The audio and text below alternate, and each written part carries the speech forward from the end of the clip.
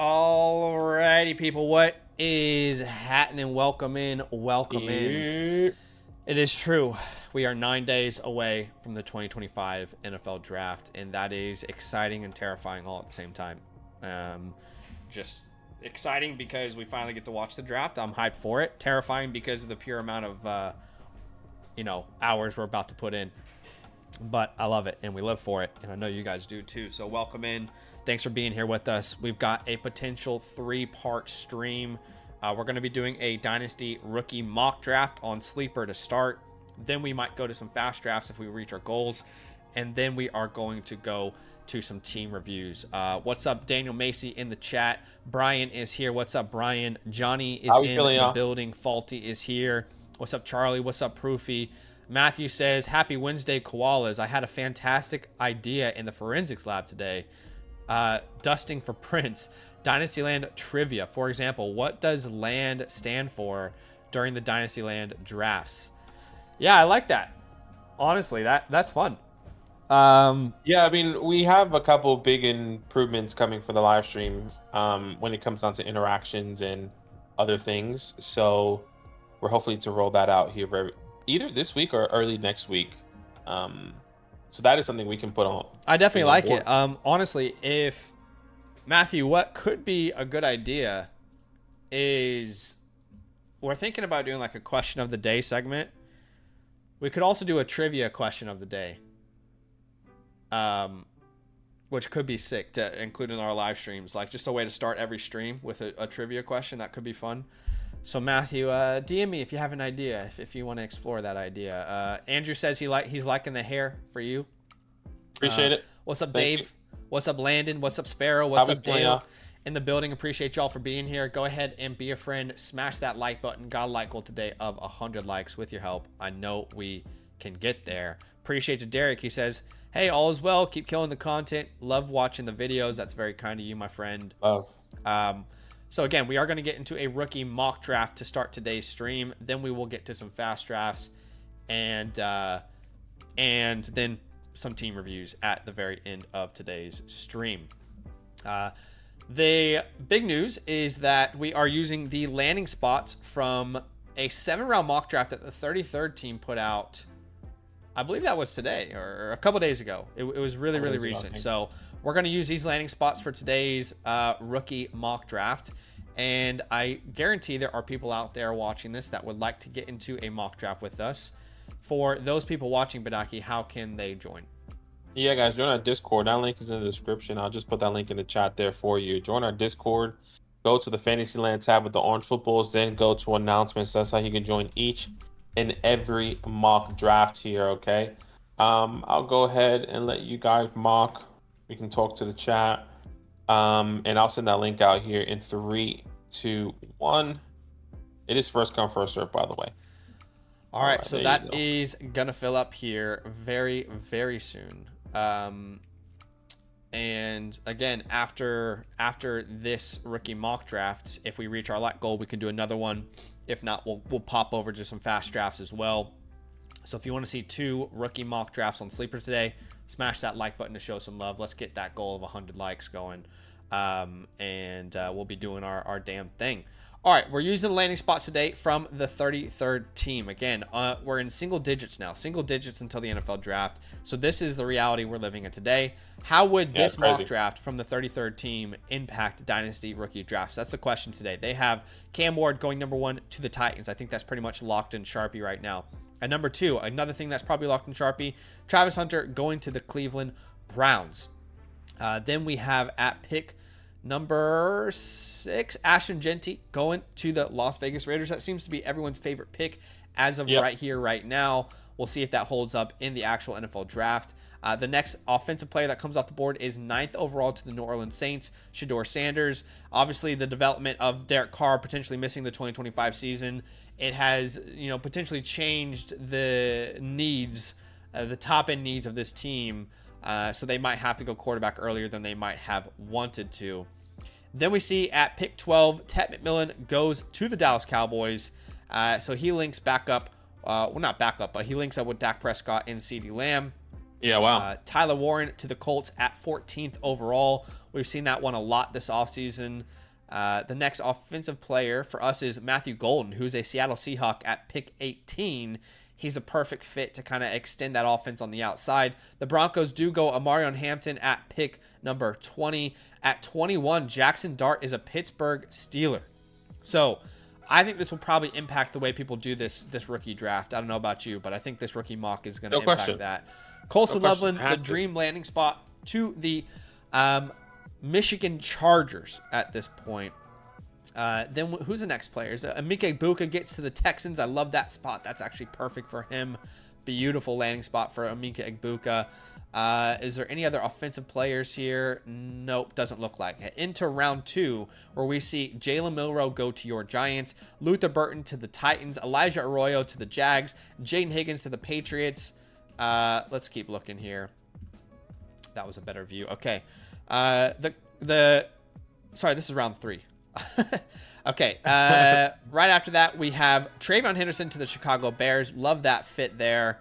The next player off the board is Mason Taylor to the Broncos. Jalen Knoll goes to the Panthers. That's actually a perfect fit for him. Jack Bech to the Lions. Love the draft capital. Hate the landing spot. Caleb Johnson to my Washington Commanders. I love it. I didn't see Judkins so far. Okay, we haven't seen Judkins off the board so far. Into round 3, where Trey Harris is a Raider. Bayshul Tootin is a Cleveland Brown. Kyle Williams is a Jet. Dylan Sampson is a Steeler. Wow, and they have Judkins falling all the way to 87th to the Packers. Yeah, wow.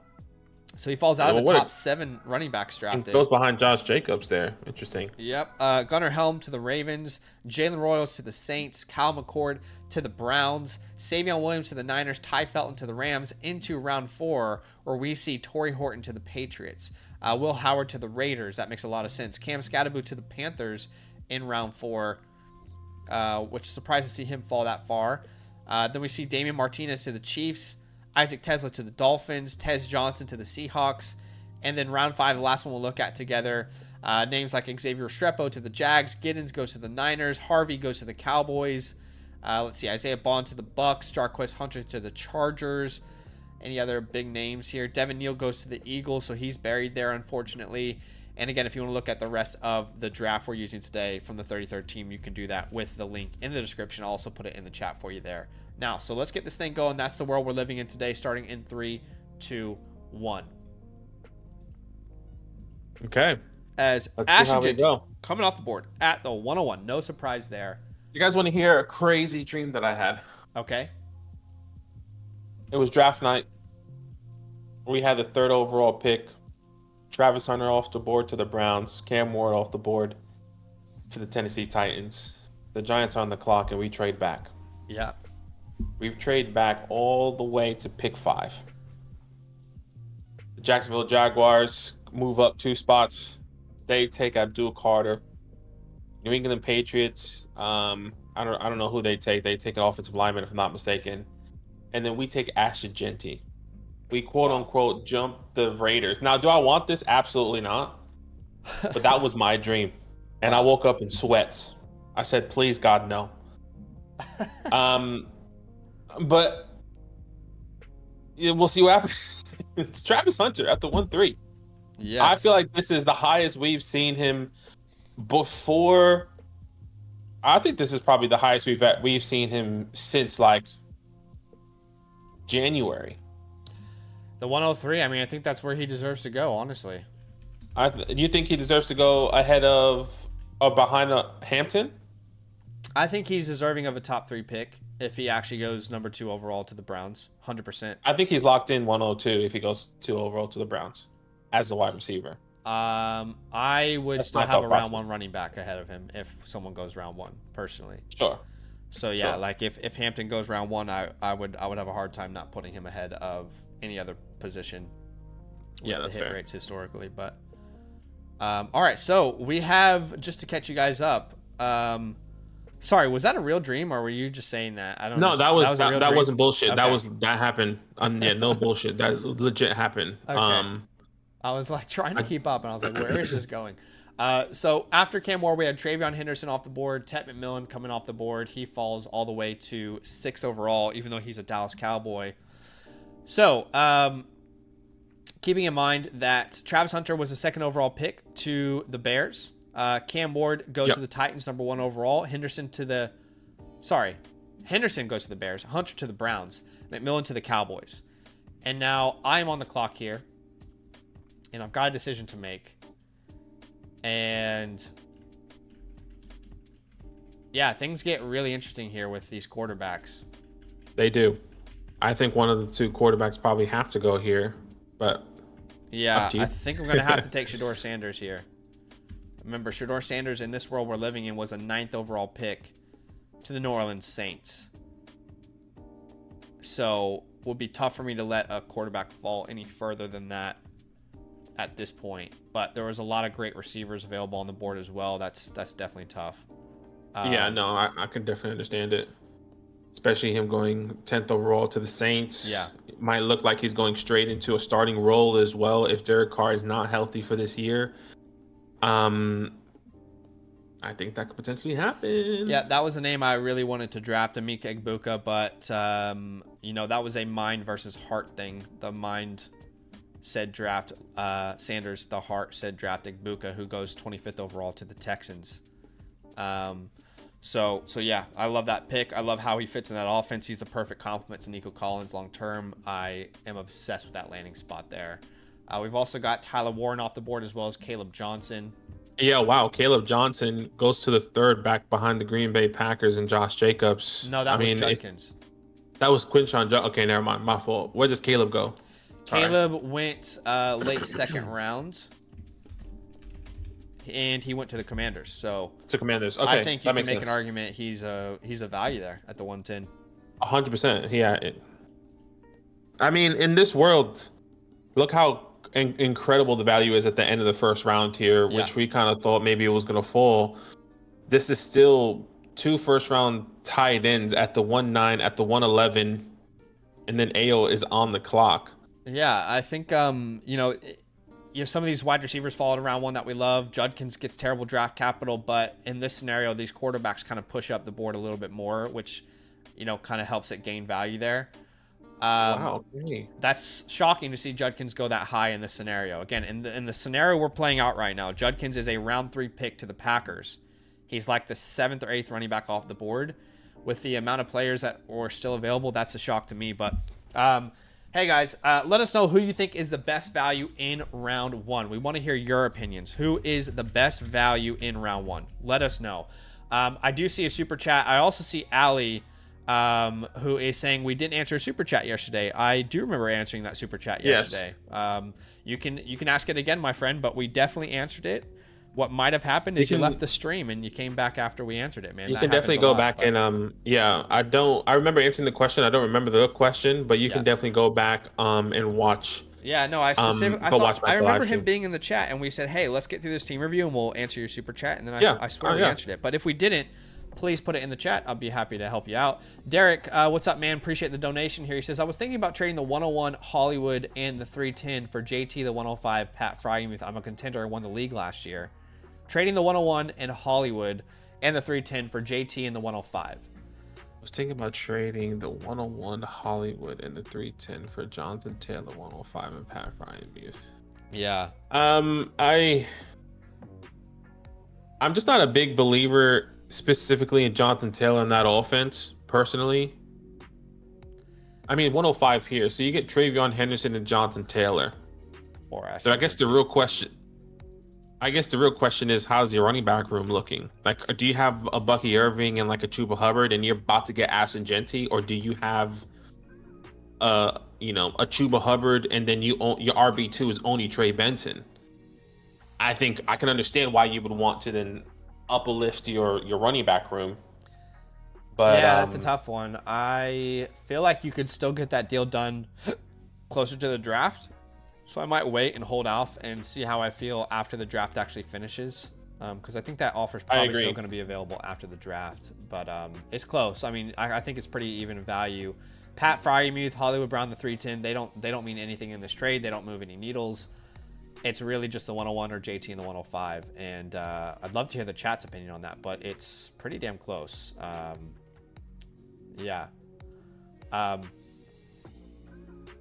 Yeah, man. Ali, we went through this. See, we went through this and we spent like 5 to 10 minutes on this question, my friend. And we did that on yesterday's stream. And I feel like wow, we gave a very in-depth, detailed answer.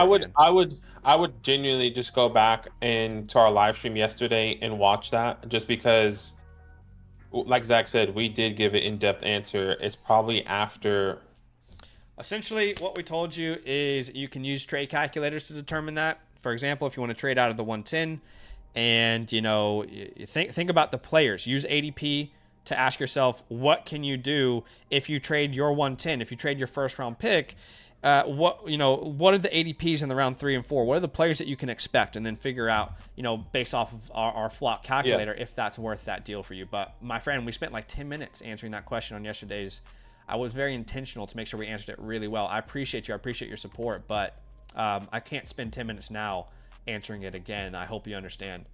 Otherwise, we're going to derail this stream. But the question was, who was the best value in round 1? And hopefully that helps answer your question there, Derek. So who was the best value in round 1? And I'm going to ask you, Badaki, before we get to the chat's opinion here. Yeah, wow. There's a couple people here. I mean, I actually think this is kind of, in this world that we're living in, this is kind of where I would be comfortable with everyone. I think it's probably off by 1 or 2. Like, I think I would most likely take in a 0.5 premium. You can probably argue taking the tight ends over Mika and Buka. Loveland could have gone up a spot there. I'm loving it, all these landing spots personally. In the way this draft has I really think out. you can make a case for any player. Loveland, perfect landing spot, right? With his old head coach Harbaugh to the Chargers, first round pick. I mean, there's like an 80% hit rate on these first round pick tight ends. So you can make a case for the tight ends. I mean, Caleb Johnson is going to be the starting running back for the Commanders from day 1. And he goes round 2. I think Judkins is the only pick I don't like, honestly, just because I love the player, but he went 87th in round 3 to the Packers, so he's going to be sitting behind Josh Jacobs. So, yeah, by the way, guys, if the live stream quality is not up to par on your end, you can manually adjust that, I think. But anyway. What does the chat think, though? Okay, so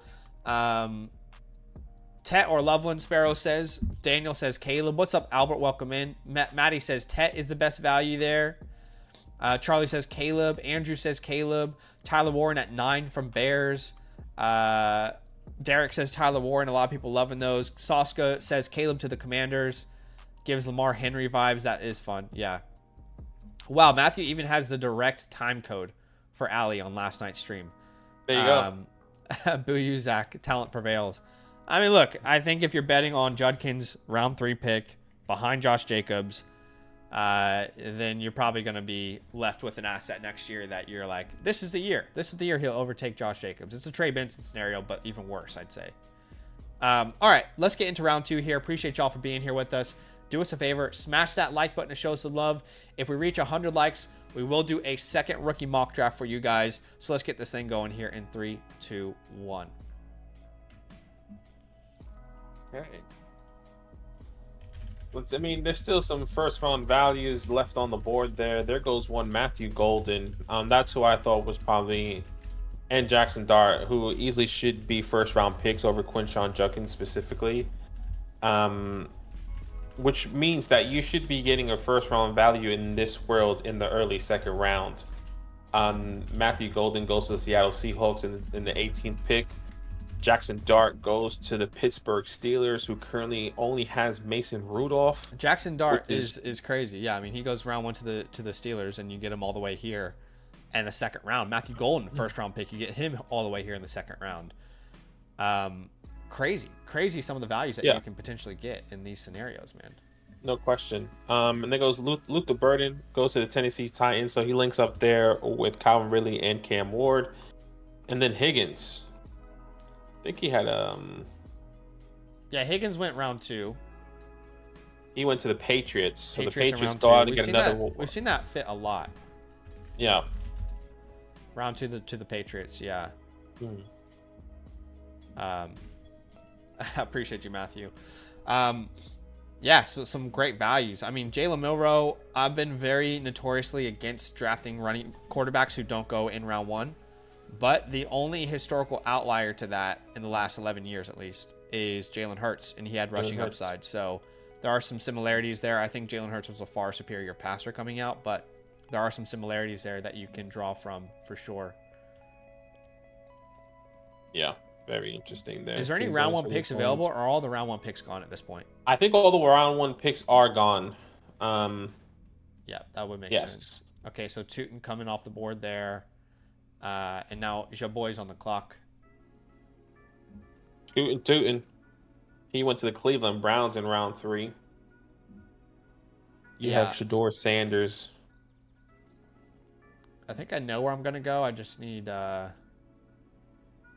need to think it through logically here. Wow, there's a couple guys in round 3 that you could see winning their backfield pretty easily. Yeah, this is a toss-up because there's a receiver that I love, and he got just, I think, one of the best landing spots he possibly could have. There's also a running back where I see a clear opportunity for him to take over his backfield. Yeah, we're gonna go Dylan Sampson here. He goes round 3 to the Steelers. I think that very clearly indicates to us that they are not going to give the backfield solely to Jaylen Warren, which hasn't been my belief all offseason at least. Yeah, I'm there with you. Round 3 to the Steelers. We know how important the run game is to Arthur Smith. Jaylen Warren's a fine too, but you need someone to kind of step in there and, you know, share that backfield with. So at minimum, he'll get a chance to show what he's worth. As Damian Martinez comes off the board next. Where did he go? He went to the Chiefs in round 4. He goes to the Kansas City Chiefs. So a significant drop-off from round 3 to round 4 in historical hit rates, but I guess in that scenario, you're betting on the landing spot, hoping he's going to replace Pacheco long-term. Well, that's what I'm saying. In this scenario, how are you feeling about Pacheco? Round 4, Damian Martinez kind of makes me still believe in Pacheco in that backfield over Martinez, but maybe I'm wrong there. Yeah, I kind of feel the same way. I don't think round 4 is telling us that Pacheco loses his job, but it definitely makes things more muddy, and it makes me feel confident that I already have Pacheco ranked quite low in my rankings right now. Jalen Noel is the one that I was really struggling with, honestly. I really wanted to take Jalen Noel at the 207. He went to what I believe is probably the perfect landing spot for him. That was the Carolina Panthers at 57th overall. This is your Adam Thielen replacement long-term. This guy that can play inside, outside, great route runner, great hands, and can do something after the catch as well. Right now you have Xavier Legette, which you can't really funnel a high amount of volume of targets through.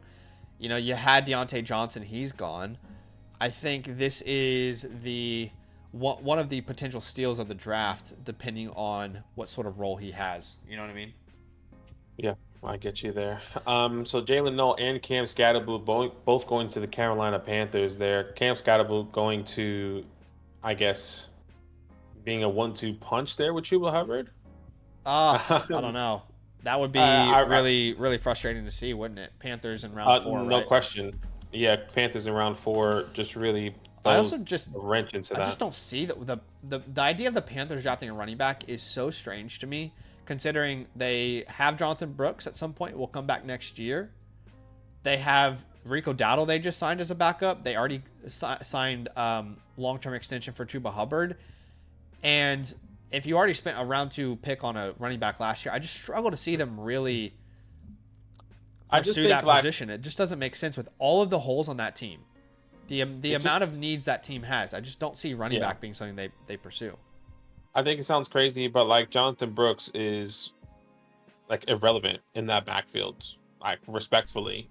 And then Rico Dowdle is easily replaceable at any point in time. So like, Sure. does he even make the team? Because if I'm not mistaken, he got a 1-year contract. I don't think he got a long No, year. it was a multiple, and it was pretty decent money. long. Was it multiple? Yeah, or Are we was it sure? only 1 year? Am I wrong? I felt like it was 1 year. Okay, you could be right. But if it was You're right. wasn't It 1 was year, 1 then year, that makes one sense. year, and it was actually not much money at all. So Yeah, so like I think he's somebody that could lose his job if they do draft someone like Cam Scatterbo and just have Jonathan Brooks get healthy. yeah. But I get what you're saying as well. All right, who's the best value in round 2? Let's talk about it. What do you guys think? I want to hear your thoughts. I want to hear your opinions. I mean, we had a round 1 quarterback, a round 1 wide receiver, all available, which is insane. Don't forget Alec A. Manor, who went to the Chiefs round 2. Funnily enough, I don't feel like the Chiefs really have an Alec on their team, to be honest. They don't have this outside X. Rice is more playing inside. You've got Worthy, I guess, flanker, deep threat type of role. So I think that could make sense for them to add a name like that, and that could make sense. But also, I don't really want to give prospects that I don't like the Chiefs bump anymore like we used to a couple years ago. No, so you gotta be careful I don't there. think you can. But who's the best value in round number 2? We've got NJ Casanova saying Golden. Andrew says Martinez is the next Marshawn. Oh my goodness. Oh boy. Y'all got to be careful with these comps. But I respect it. I love it. Charlie says top of round 2 is nice this year. Yeah. I actually have my final rookie mock draft coming out on Monday for you guys. And I do a rookie mock draft, but I also give tiers in it. And I think the 202 is a great spot this year. Really, the 103 to the 202, as crazy as it sounds, I think it could have immense value from top to bottom. I mean, you look at Hunter, obviously we love him, but you also get a round 1 quarterback at the 202, right? So I completely agree there. I actually think No, go ahead. No, I actually think if Dart does go in the first round, I think we will see 3 quarterbacks going in the first round, probably at the end there. I think people will interchange them with potentially with those tight ends. Let's just say, obviously a lot of people like to draft for talent or draft for needs or whatever the case may be. But if you have somebody at the 111 that have Brock Bowers and you need a quarterback, maybe Jackson Dart's there. And one of those tight ends full. So I can definitely see that scenario in a lot of people's rookie drafts this year. But for me, it's definitely Jackson Dart, best value on this board. First round quarterback, getting him at the 202. At the moment, Aaron Rodgers is not signed to a team. Nope. He's not with the Pittsburgh Steelers. So in my mind, Jackson Dart is most likely going to be either having that full season under quarterback, or he'll probably start maybe middle of the season, week 5, week 6, week 7. Yeah. Scribbles loves a null pick. Yeah, and we've got a lot of people. Sat loves Trey Harris. Timothy says the 201 is the most underrated rookie pick every year. Yes, it typically is, actually. Bear says if you're picking up the 103 and the 203 and you can get the Titan stack with Cam Ward and Burden, that is definitely that would be nice. A hot start. That would be nice. Scribble says Rodgers is such a troll. I knew this would happen. I mean, he's been throwing balls to DK Metcalf. I honestly think there must be something in a contract that we don't know. Obligations, things that he has to do and commit to.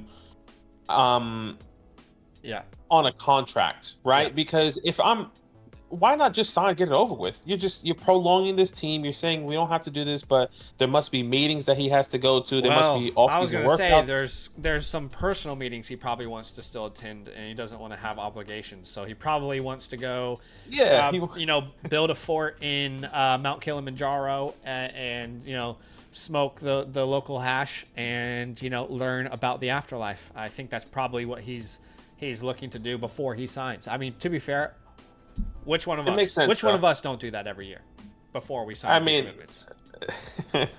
Look, it makes sense if you think about it, right? Like this is his holiday. This is his vacation. Why would he sign a contract to shorten that vacation?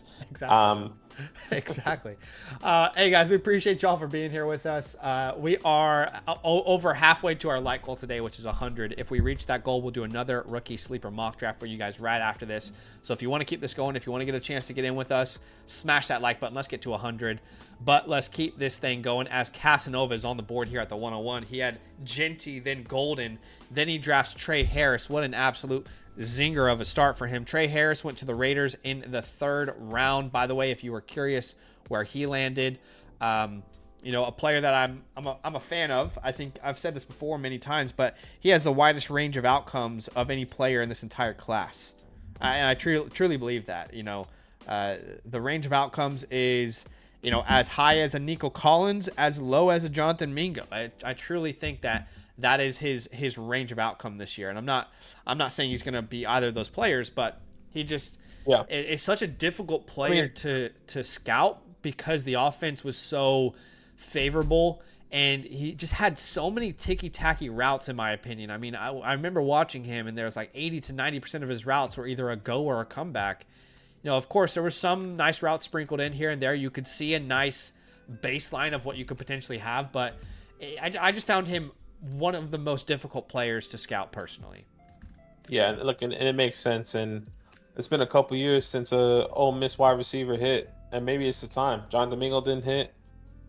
Elijah Moore arguably didn't. No, he didn't hit. But you know what I mean. It's just Vince. Like, no, we gotta let that one go. He didn't hit. I know he didn't hit. He didn't hit. DJ Giddens goes to the San Francisco 49ers in the 5th round. Very interesting. You know, I'm not a big CMC believer in the comeback with the, because I am a doctor and I specialize in Achilles tendonitis.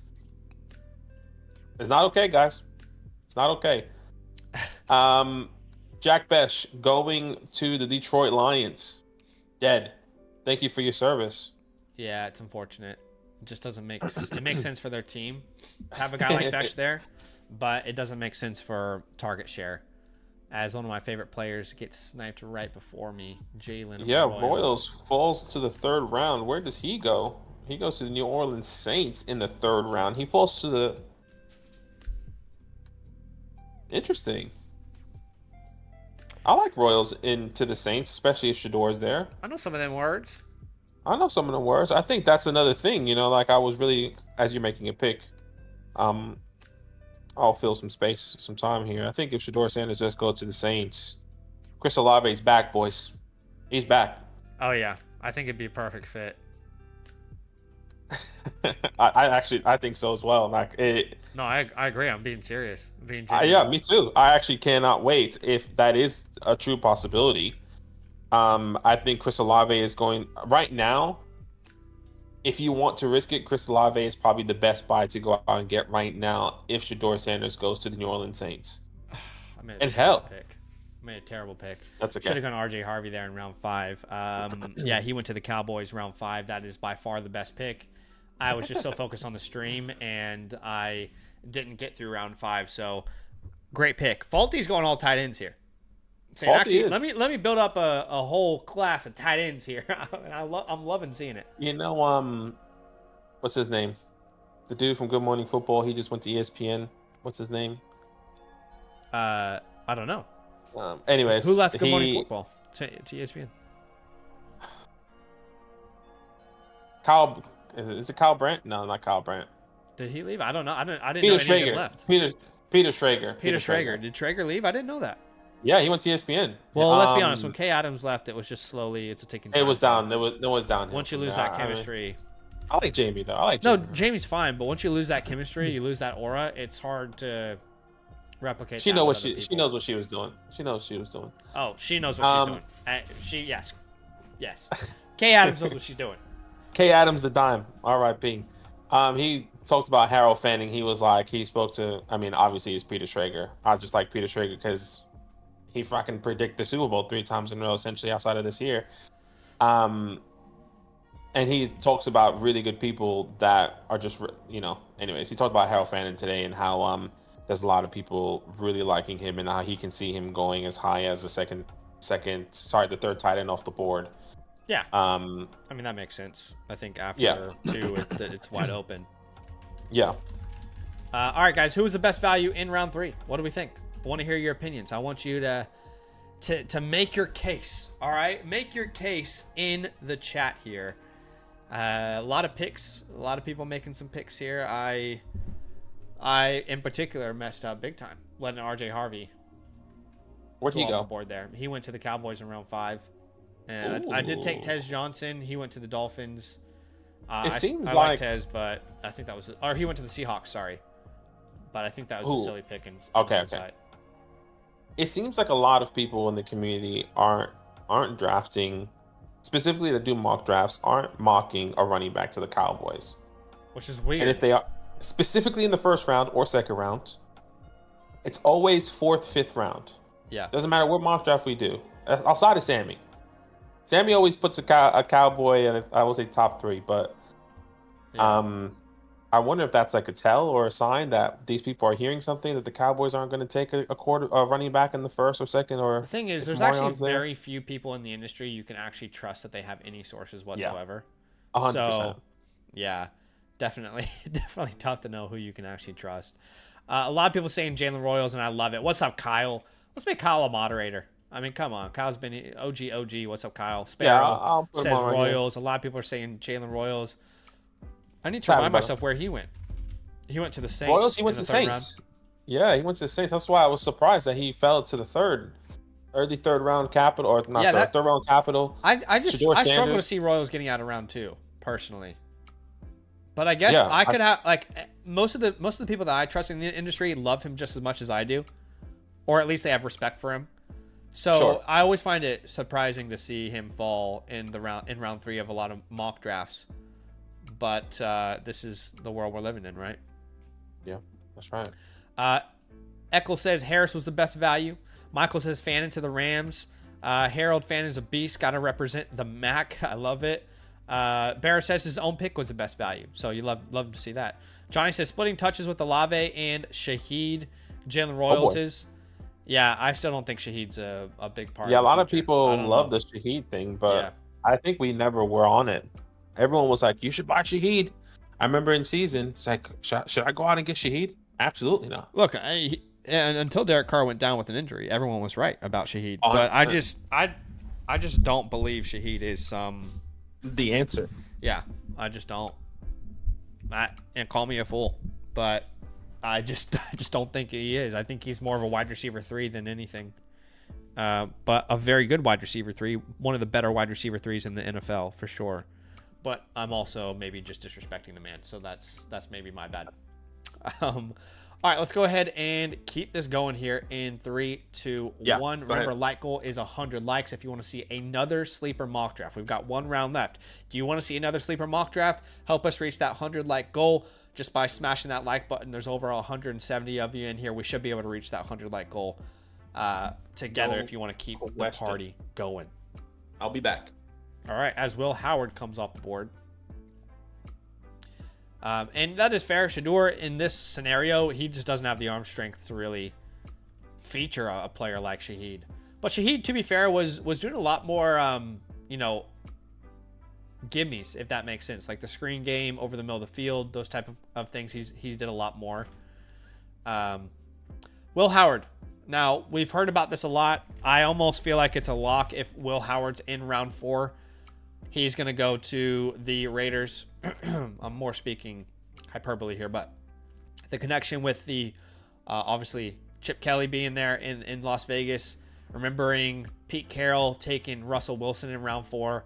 So I do think it's a realistic possibility of that happening. Jarquez Hunter, I love the player. I just didn't even see him go in the first 5 rounds. And where did he slip? He went to the Chargers in round 5. So that's a nice pick there, actually. Yeah, I like that a lot. After Jarquez, we have Quinn Ewers, also who came off the board. I have no idea where Ewers went. He went to the Jets in the 5th round. So historical hit rates are not very kind to that, but, anything's possible. So we had Will Howard coming off the board, Quinn Ewers. We had Jarquez Hunter. I like the Hunter pick a lot. Big fan of his game. Where do I have Jarquez ranked? I have him ranked 33rd overall, so I like that pick a lot there. Okay, question. I know there's a lot of you know, I'm not the biggest Ollie Gordon guy, but I know there's a big Ollie Gordon hive. Where did he go here? He went to the Ravens in the 6th round. Wow. Okay. And they also took Brashard Smith in the same round. So, yeah. I was wondering where he was because normally there's an Ollie Gordon hive in every draft we're in.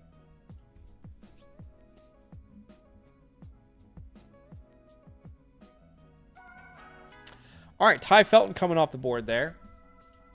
Okay, the other name I need to know is where the heck is Devin Neal? So Devin Neal gets buried in round 5 to the Eagles. That's why he's still on the board. Okay.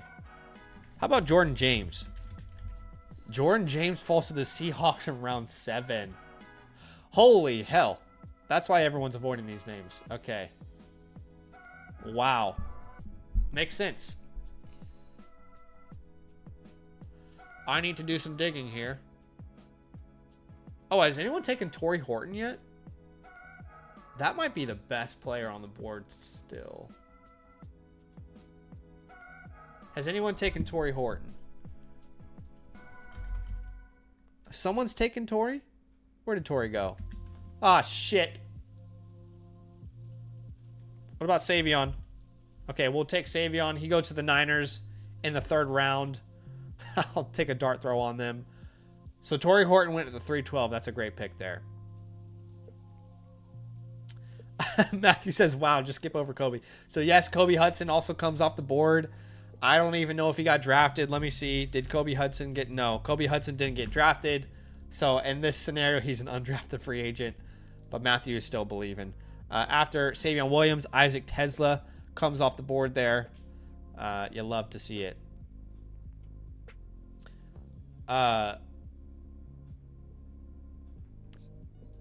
Kyle says, hit the like button if you're a Haas. Does anybody remember the infamous Haas stream of, was that 2023 or was that 2024? Wasn't too long ago, was it? All right, the question is, who is the best value pick in the entire draft? Who is the best value in the entire draft? I want to hear your opinions here. I want you to tell me. I want to know. I want to let the people make their voice heard. All right. And a little update on our like goal. We are currently 15 likes away. So if you want to see another rookie mock draft right after this, we just need 14 more people to smash that like button, help us reach our goal, and then we will pop off another mock draft with you guys. So smash that like button if you want to keep the stream going here. Sparrow says Tyler Shuck not picked, and he went to the Rams in the 3rd. Not a bad shout there, honestly. Although you might hate to know that I don't think a quarterback has hit in the 3rd round in the last 11 years. Let me double check for you. Yeah. Quarterbacks in the last 11 years have a 0% hit rate, unfortunately. But that doesn't mean Shuck can't break it. The last pick was Ollie Gordon, by the way, there. All right, who is the best value in the entire draft? We had Tyler Shuck. Timothy says Dart, who went at the 202. Sar says Jack Besh was the best one. Matthew says Tootin could pretty quickly take over in Cleveland, and he went at the 206. I like that pick a lot. Bear says the best value is 3rd round Shuck on Fab. Timothy says 25-year-old that is sitting on the bench. I'll pass. Crumb says Burden was the best value. Kyle says Burden was the best value. Sparrow says Ty Felton is the best pick. In the 4th, he went to the Rams in the 3rd. So a lot of opinions there. Who do I think was the best value in the entire draft? For me, it has to be Dart or Golden. But I guess... Actually, I think it might be Royals. Those first 3 are hard to deny. Golden, Dart, and Burden in the 2nd round. I think it's Royals because I think I would have taken him over Cam Scatterboo, Elijah Manor. I would have taken him over everyone that went in the early 3rd. Ray Harris, DJ. Yeah. I would have taken him over all those guys if he went to the Saints. Yeah, top of my list would probably be the top four, I don't know what order I would put them in, would probably be Golden, Dart, Burden, and Harvey. Okay. Harvey went to the Cowboys round 5, and I effed up and I didn't take him. You done messed up, man. You done messed up. Yeah, because you think about Burden, yeah, he goes round 2, but is this a Lad McConkey situation? Hard to say. Obviously, the Chargers had a good quarterback already, but the Titans did draft Cam Ward, number 1. So I think Burden's probably your number 1 receiver there pretty quickly in Tennessee. But I also think of him much more highly than the consensus does. So yeah, a lot of great picks in this draft. I think this scenario here, honestly, I think this was a lot of worst case scenarios. Like the Devin Neal pick, where Ollie Gordon went, how far some of these receivers fell down the board. A lot of these picks were worst case scenario, and we still felt very good about the draft. So, I mean, I'm getting pretty excited for the actual thing to happen here and to start making content built around it. I actually just recorded a video today, which I did last year, and it's basically strategy for your Dynasty rookie drafts, and it's all based off historical hit rates. That comes out on Thursday for you guys. I'm excited for you to watch that. It's going to be very helpful for anybody doing some home Dynasty rookie drafts here very, very soon. Oh, yeah. But Rob says he likes Jordan James as one of his favorite sleepers, so you'd love to see that. An update on our like goal. We're just 4 likes away from a Hungy, which means we're 4 likes away from popping off another mock draft for you guys. Kyle says, Travis Hunter doesn't make sense early for me. How is he fantasy productive at wide receiver unless he's only a wide receiver, and that's not happening? Well, Kyle, I'll make the case for Travis Hunter because I think he's worthy of being a top 4 pick. Right now, it looks like we're putting in Sharpie that he's going to the Cleveland Browns. Now, if you look at each GM and how they speak about Travis Hunter, a lot of people have been probing and asking these questions. What do you think about Travis Hunter? And the Cleveland Browns GM was very vocal in saying, we would pretty much be foolish not to use him as a wide receiver. We view him as a receiver. We think he can change the game as a receiver. In fact, I wonder if I can actually find his exact quote. It's Andrew Berry. Yeah. And basically, he's one of these guys who thinks you can play him on both sides, but he sees him as a wide receiver first. But what makes him a unicorn is that he can play both. Let me try and find this actual report. But we've said throughout the entire offseason that I believe he would be the wide receiver 1 if he declared as a wide receiver. It just comes down to how a team actually wants to utilize him. And that was basically Andrew Berry's quote, that he sees Travis Hunter as a wide receiver first, but what makes him a unicorn is that he can play both positions at a high level. So you think about Travis Hunter, he's instantly going to be the number 1 receiver there in Cleveland. You also think about them bringing in Joe Flacco. I mean, come on. Is there a better scenario for Travis Hunter in year 1 to be having Joe Flacco chucking the ball 40 times a game? That's hyperbole, right? And then a defense that can't stop anyone, so you're constantly on the field anyway. I like it. I like it a lot. Kyle says, if you're right on that, then I see it, but I think he's a top 2 cornerback, and that position just carries more NFL value. Playing both might get him killed in the NFL. Maybe, but very few people in the history of college football have been able to play on both sides like Travis Hunter did. So I don't think he's going to play full-time on either side. Well, I think he's going to play full-time on one and then maybe 10, 15% on the other side on specific design plays. He's going to have a package, but he's not going to be like he was at Colorado, just on the ball on both sides. I believe from my past research, I think he played about 120 snaps per game in college. For reference, Burden played about 45. Tet played about 60, if I remember correctly. So yeah, I mean, I think he's a unicorn, and I think he's clearly the best receiver in this class if he was to focus on it. No, we don't know if that's going to happen, but I think it's an interesting point. Kyle says he's a top 2 cornerback. I don't know if you're saying in the NFL or in the class. I can see how like those top 5 cornerbacks in the NFL are maybe more important than a good receiver, but I think the NFL is showing us what position they value more. So you're saying in the class, okay? So if you're saying he's a top 2 cornerback in this class, I would kind of debate that. I think the wide receiver position is worth more to NFL teams than a cornerback. I think you see that in the market, how much these guys are paid. In the market. Exactly, and you can see how like that obviously defense wins championships. I think that's has been the model all along, and it kind of always will be. But like also having significant playmakers on both. Like think of the teams that have won the Super Bowl. They have great defenses, but they also had significant playmakers on the offensive side of the ball. Most recent, AJ Brown, Devonta Smith. The years before that, Travis Kelce. I can't even think who you guys had. I guess you had Rashee Rice technically. Like you guys had, they had the playmakers, and the Browns don't have that right now. Specifically, if we're looking at that team, which means that he should be valued higher.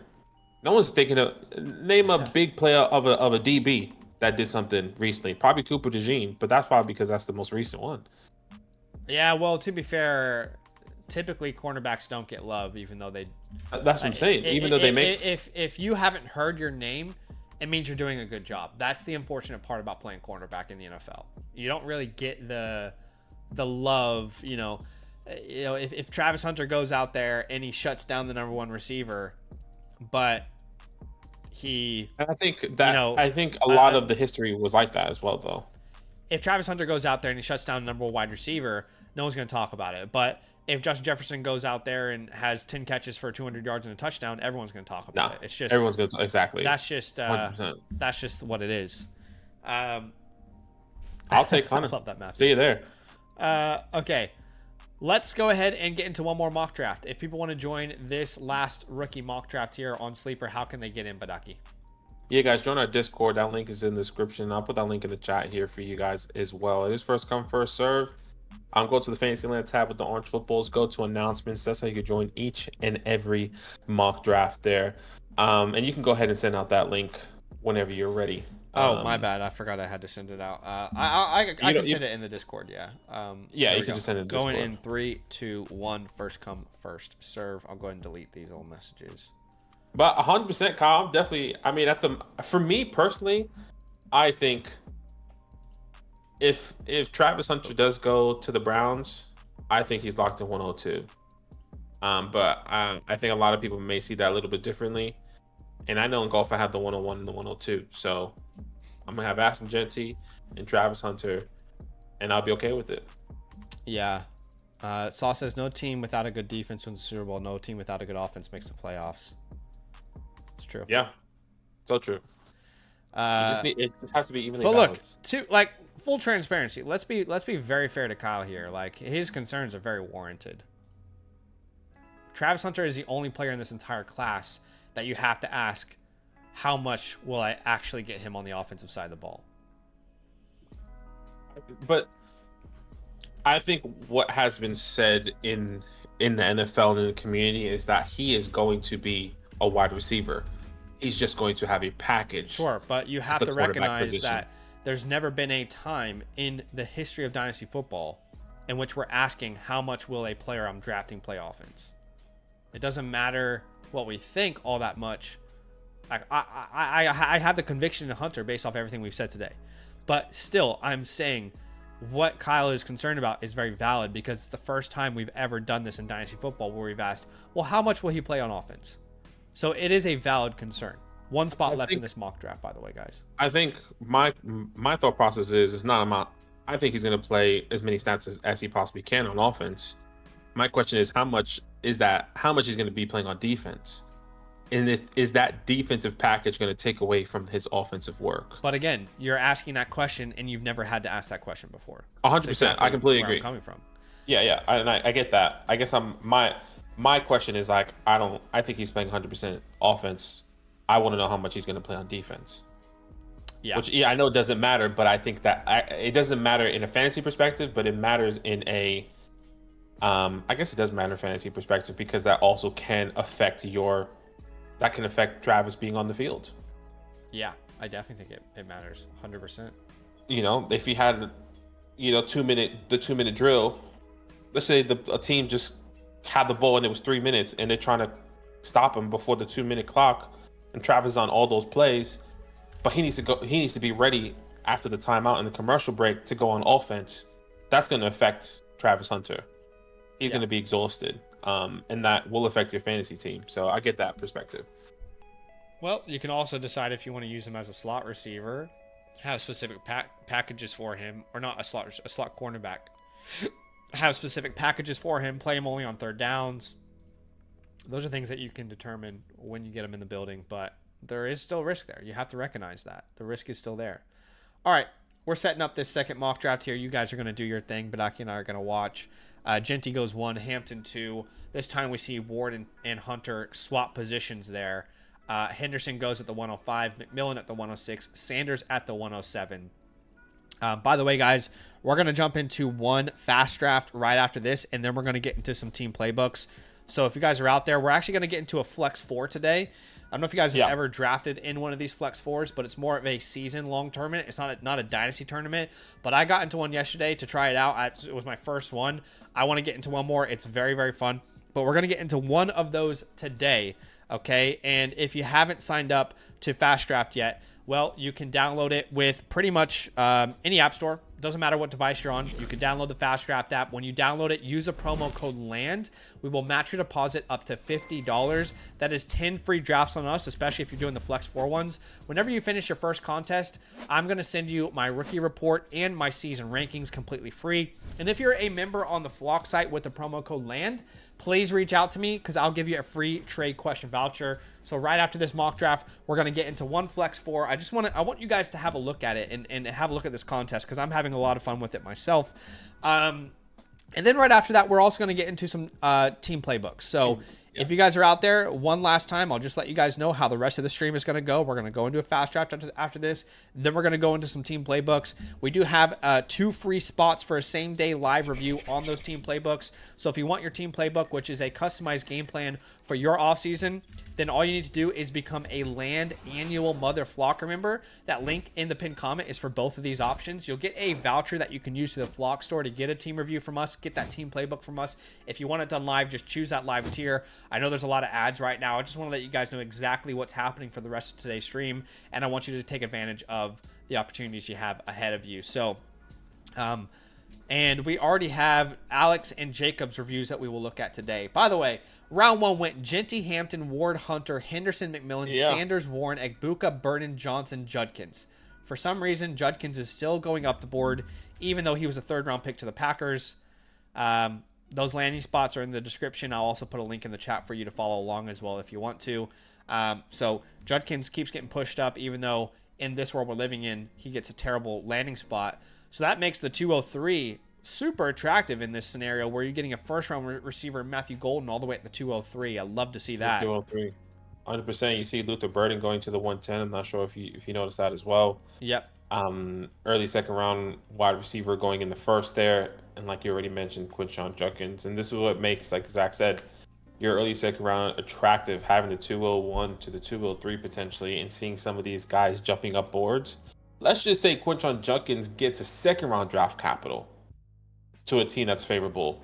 Like this could be a scenario, right? Like totally. you just swap Loveland with Burden. If Burden, Caleb, and Judkins all get great draft capital and Dart goes round 1, then you could have a tier of the 103 all the way to the 203. That's how big that tier could be. 100%. So a lot is going to depend on this draft, and that is 9 days away. 9 days, crazy. Which will be live reacting to the first round with some cool little trivia stuff over there as well. Not too crazy. Rick Morty, by the way, says, "What's good, guys? Quick question: Would you trade either Horindo or Kincaid for this year's 210?" Love Horindo, but I'm not going to send the 210 for him. Yeah, I agree. I would send it for Kincaid. Oh, you're saying you want the 210? Right. I would prefer the 210 over Horindo. Probably prefer Kincaid over the 210. Kincaid over the if 210. It's a tight end premium. Yeah, I would want Kincaid over the 210. And even if it's not a tight end premium, I still believe in the talent. A first-round tight end. I know he didn't have the best year. I know we also got information that he was playing with an injury. Can he bounce back this year? I'd rather take the chance on Kincaid over the 210. Yeah. Timothy says, year 2, I think we're going to get a lot more clarity on Hunter. Year 1 will be wild guessing. I'm guessing, which is fair. Yeah. Yeah, I mean, it's a very fair point. Bear says if he goes to the Browns, you don't really need to use him at cornerback because their cornerbacks are already good. which is a fair point. Well, that's the interesting thing. I think he's going to be locked in. Like the Browns have a really good secondary, or decent secondary, if I'm not mistaken. Scribble says, I need the Giants to screw up their 3rd overall pick so we have a funny reaction like Zach's with Forbes. Honestly, who would be worst case scenario for you at the 3rd pick? Well, Jackson probably. Dart? Shedeur Sanders? I mean, look, it would probably be like an offensive lineman or something. Someone that's not Abdul Carter or Shedeur Sanders. I mean, you can never really get upset about an offensive lineman, though. The reality is, like, you always need them on your team. Surely that wouldn't be worst case scenario for you. I honestly can't even think about it because I've told myself it's okay if they draft Shedeur and Abdul Carter's on the board. I told myself I've been moved on 100% because with the news that came out today or yesterday that they're going to have another private workout with Shedeur Sanders. Why? Is that smoke or is that because I'll tell you why. You really want to? So from what I've heard is, and you can tell me, obviously you are more in tune with the Giants, but from what I've heard is that's not their intention at all to consider him at the 3rd overall pick. But because from basically from pick 5 where the Jags have to pick 32, there's like this huge tier of players that people think you can get a similar level of player at pick 5 that you can get at pick 30 this year, for example. So that makes people believe that there will be plenty of opportunities for people to trade up very easily. So, for example, the Giants could probably trade with the Steelers, or the Steelers don't have a 2nd round pick, for example. But think of a team that might want to trade back. The Giants could very easily trade up this year if there's a guy that they love. The Browns could very 100%. easily trade up this year. If the Browns want to pair Sanders and Hunter together, they could very easily do that. So my thing is. Okay, and I get that perspective. My thing is, the Saints has thrown a wrench into this whole ordeal now, because if Derek Carr is truly not going to be in play, that means there's no way you're getting Shedeur to trade up if you were trying to trade up ahead of the Steelers. Yeah. Right? That's why I think has the front office mindset changed, because now they really have to make a decision whether because before, all right, we got Russ, we're going to wait and see if he can fall to the end of the 1st, and then we'll trade up and get him. But now the Saints need a quarterback if Derek Carr is not in play, and they don't know that, and not in the next 9 days. They're not going to find that out. So I think they're trying to make a decision whether if they really want to go get Shedeur Sanders or just take Abdul Carter. That's why I've already said in my mind, it's okay if they take Shedeur, because that means what you're telling me is that you're not going to be able to get him at the end of the 1st. Yeah. But I have no idea. I don't know. No, I hear you. Unless it's smoke, and they're trying to bait the Saints or something, bait somebody to try and do something, which I don't know why or how. We're going to find out a lot here very soon, I think. A lot is going to be revealed. So I won't have a crazy reaction, Scribble, if it's Shedeur or Abdul. Just know that. I've already told myself it's going to be okay.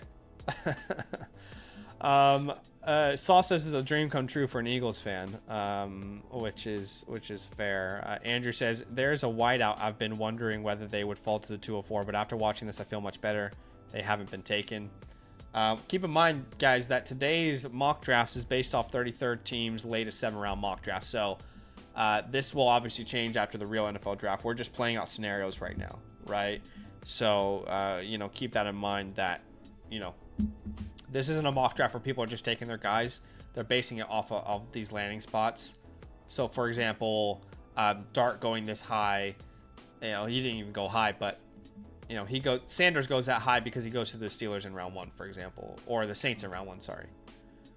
So, definitely important to keep that in mind, right? He says, okay, and it was an auto pick, Kyle Williams. Kyle Williams, yeah, I love me some Kyle Williams. Love the pick here. Great draft from Kyle, by the way. He gets Caleb Johnson, who went to the Commanders in round 2. Jalen Royce went to the Saints in round 3. And Kyle Williams, who went to the Jets in round 3, which I love. Love me some Kyle Williams. No worries, Rick. Appreciate you, my friend. Scribble says, what if the Giants select Jalen Milroe? What happens if the Giants select Jalen Milroe at the 3rd overall pick?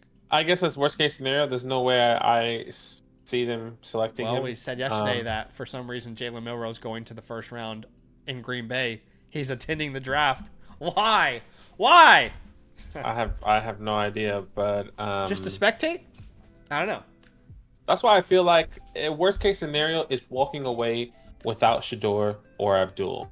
If you're not walking away with one of those guys, whether they're a blue collar chip player or someone that does have a high ceiling, or that's just going to be a mediocre player, then I just would. It would be really fun to see Genty and Neighbors on the same offense, though. Trade back.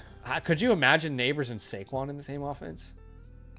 Saquon Barkley, the Philadelphia Eagles running back. The Saquon Barkley. Could you imagine him in New York with Malik Neighbors? How electric would that be? That would be phenomenal. Unlucky, really. Wow, that would be crazy, man. We can dream. Bear says Milroe in the first would be crazier than Penix at 8. I agree. That would shock me. That would be way more shocking than Penix or Knicks going in round 1 last year. Guys, we appreciate you so much for being here with us. I've had a lot of fun with these rookie drafts. We told you exactly how the stream is going to go. We did a rookie mock draft. And, Chase says, why does the title say real money rookie draft? Well, Chase, that's a fantastic question because full transparency, I'll be 100% honest with you guys. The plan was to jump into some Origin drafts right after we finish these sleeper rookie drafts. The issue is the Origins tournament is full. Now, I can tell you with 100% confidence another tournament is coming out here, and by the time you're watching this, if you're watching this later, it might already be out, and by tomorrow we'll probably be drafting on the Origins tournaments. But that was our original plan, was to draft in these real Origins drafts, but they're currently full. So if you guys are out there, we're going to jump into a Flex 4 draft. Now, if you don't know what a Flex 4 draft is, we're going to learn.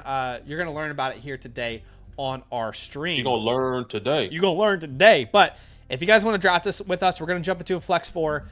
It's a very simple process to join us. All you need to do is download the FastDraft app. Use the promo code LAND at sign up. You'll get your deposit matched up to $50. That is 10 free drafts on us. When you're finished with your first contest, I'm going to send you my rookie report and my 2025 season rankings completely free. And if you remember on the Flock fantasy site with the promo code LAND, DM me and I'm going to give you a free trade question voucher as well as a thank you for drafting with us on the FastDraft app. Now, we have only done the Origins tournaments. We haven't gotten into a Flex 4, but I'm excited to do that with you guys today. And then we'll jump into some team playbooks right after that. But this is kind of a similar deal here, okay? Think about the Origins tournament. A lot of you guys have fallen in love with the Origins tournament. It's actually quite similar for Flex 4. We are drafting 6 players. We're just drafting 6 players. There's no positional limitations. Again, just like the same we did for the Origins draft, we're drafting 6 NFL running backs, wide receivers, or tight ends. No quarterbacks, okay? So no quarterbacks, any position, doesn't matter. There's a 20-second time clock just like before. No positional limitations. It's full PPR. And essentially, all you're asking is, at every time you're on the board, who's going to score the most points in fantasy football this year? This is not rookie only. This is the entirety of fantasy football. This is a redraft type of format. Again, so it doesn't have to be rookies, but rookies are included there. And I actually have my Flex 4 ranking specifically available to anybody who downloads the app and deposits with the promo code LAND as well. But yeah, if you guys want to learn about this contest, like a lot of us have learned about Origins over the last time, there's a link that shows you exactly every detail, from prize pool to points to the best ball tournament. Essentially, you draft 6 players, and every week automatically the top 4 are entered into your lineup.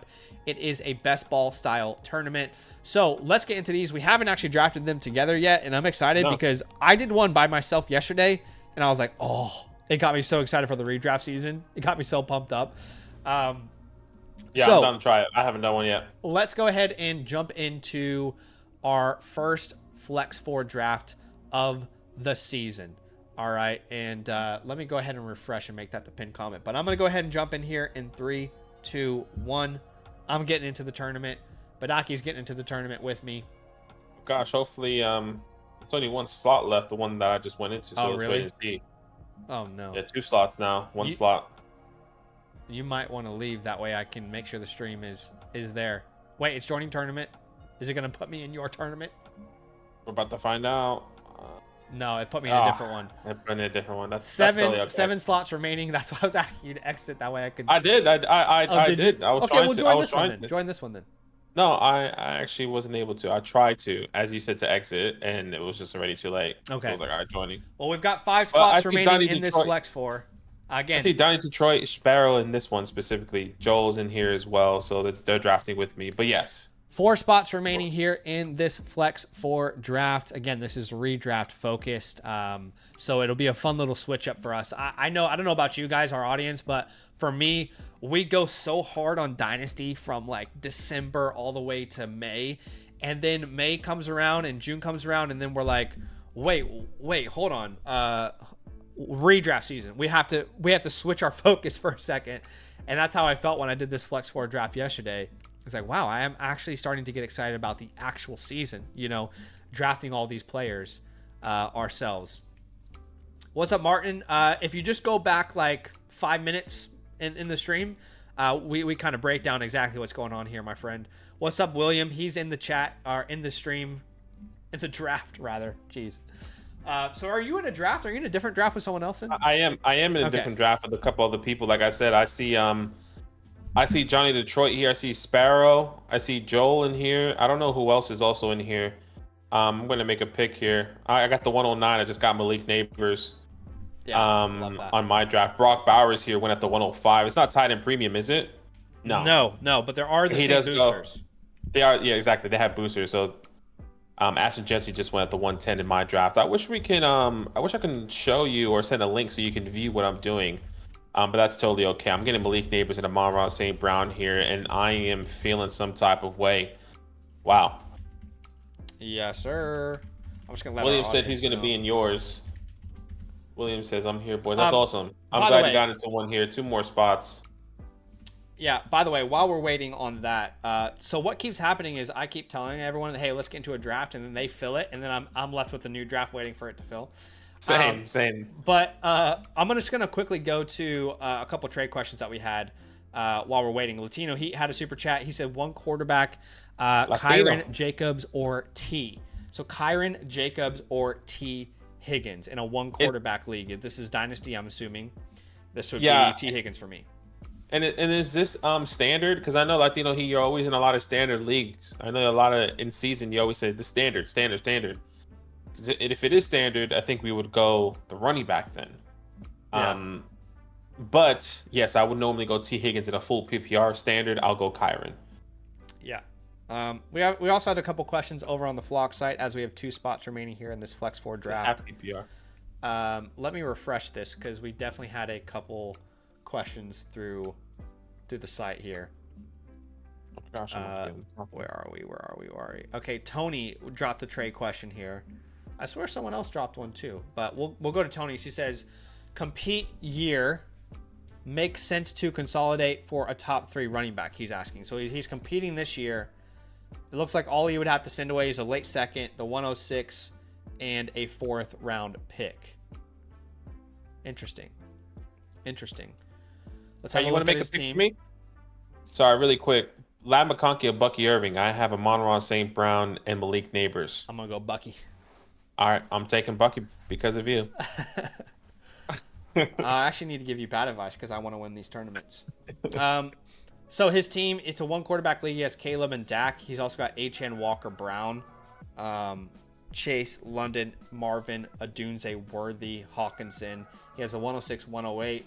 It looks like he'd be sending the 106 to 210 in this trade is what I'm assuming it is. A 106, 210, and a 4th round pick for the 103.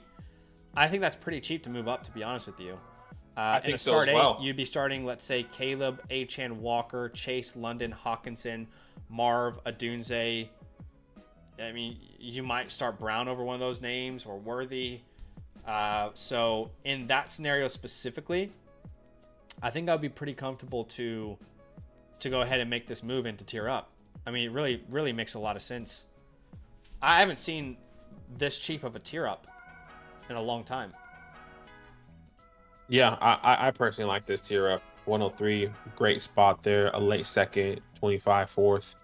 It's perfect. Yes, sir. All right, let's answer some of these questions in the chat. Hit me with some questions in the chat, ladies and gentlemen. Kyle says, have y'all ever wanted to dump some leagues so you can do more startup drafts? I just have such a deep like anti stance on this that my beliefs won't let me, just because I get really frustrated when there's like this hype part of the community who just draft and then they basically burn their team into the ground and then they leave, and it's like this endless cycle for them. So I just have like such a hard time doing that myself, but I definitely get where you're coming from. That's why the best ball side of things is really fun, because you can do as many as you want and you don't really have to like manage them, Yeah, I agree. I think for me, the way to counteract that, in my perspective, is to have big money leagues. Okay. No one's gonna drop off of a $200 plus league, but they'll drop off a $50 league. We're in the 4th round here in my draft. Martin says FastDraft app. Now I got to spend more money. Why you do this to me? Seriously though, thank you. Have you enjoyed it, Martin? I'd love to hear your thoughts on it, man. It's been awesome. I'm going to draft Alvin Kamara. I actually have no idea where to go here. C. Crumb says, I feel I've evolved into a single 40-man roster, 25 plus taxi IDP contract salary cap league. Feels like you're a GM. Oh my gosh. I cannot imagine being in a 40-man roster, 25 taxi league. That's crazy. I love it though. You are deep in the weeds there, Crumb. I love it. Sauce says, have you guys ever done a 16-team league with 10 starters with divisions? I have not, but no. I've heard great things about it for sure. Dale says, Drake May for 26 first and 3rd. Drake May for 26 first and 3rd. Fields and James Cook. I'm guessing it's May or the first Fields, James Cook, right? Is that the question, Dale? Because I'm confused if it's 1 or 2 questions there that you're asking.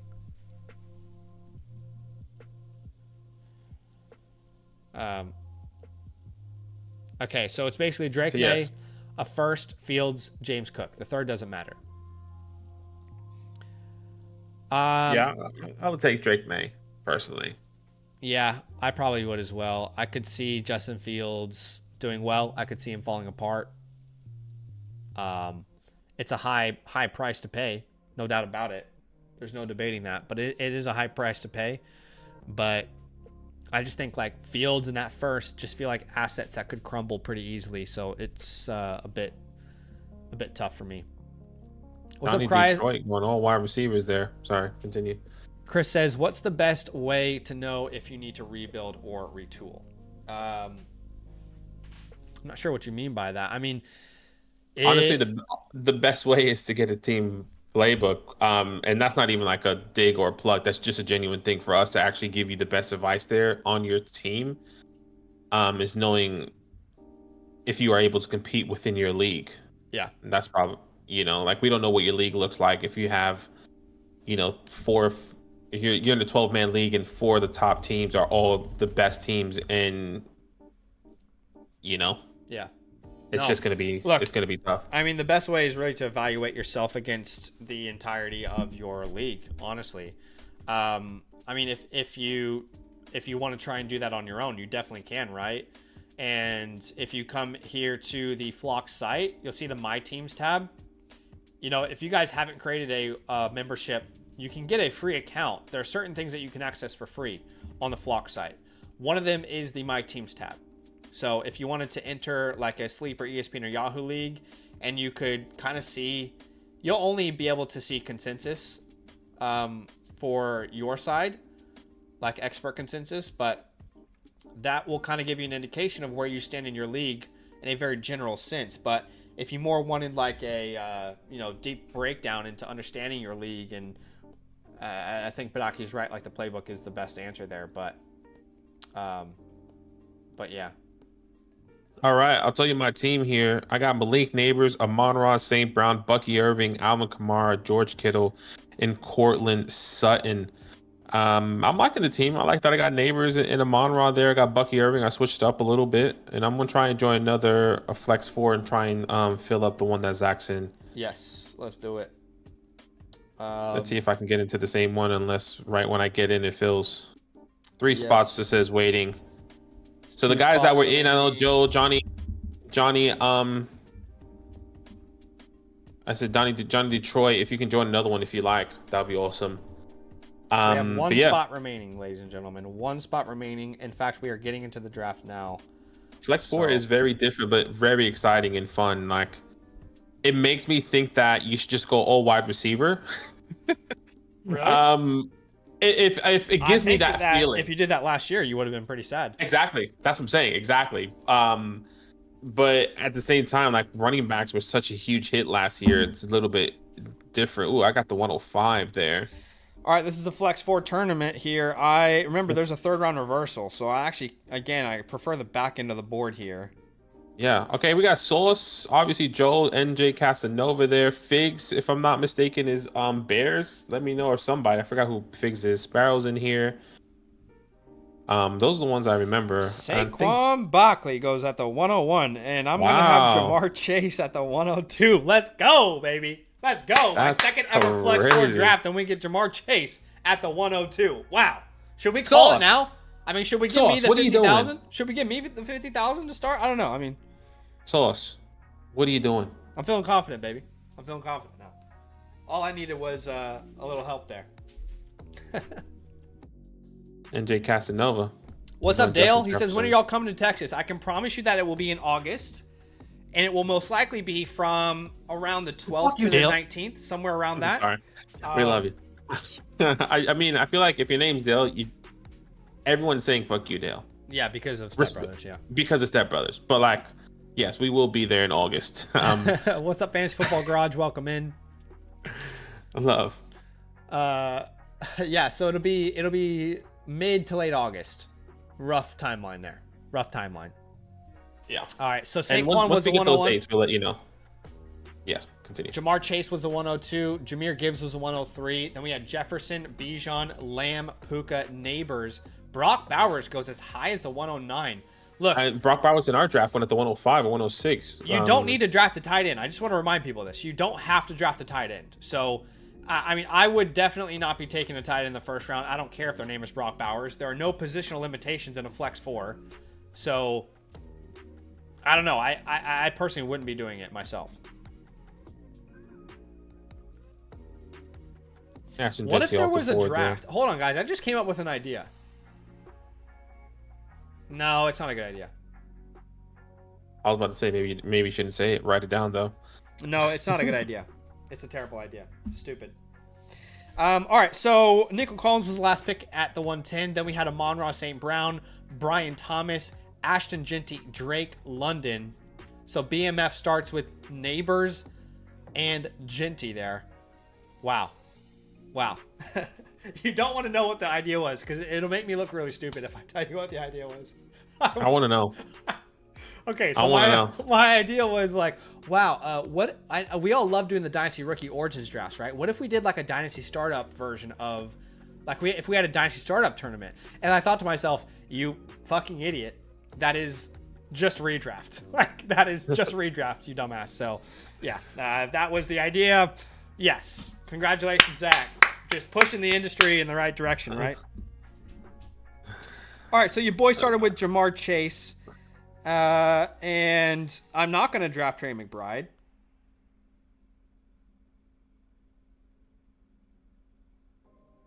Do I go T. I wonder if Higgins?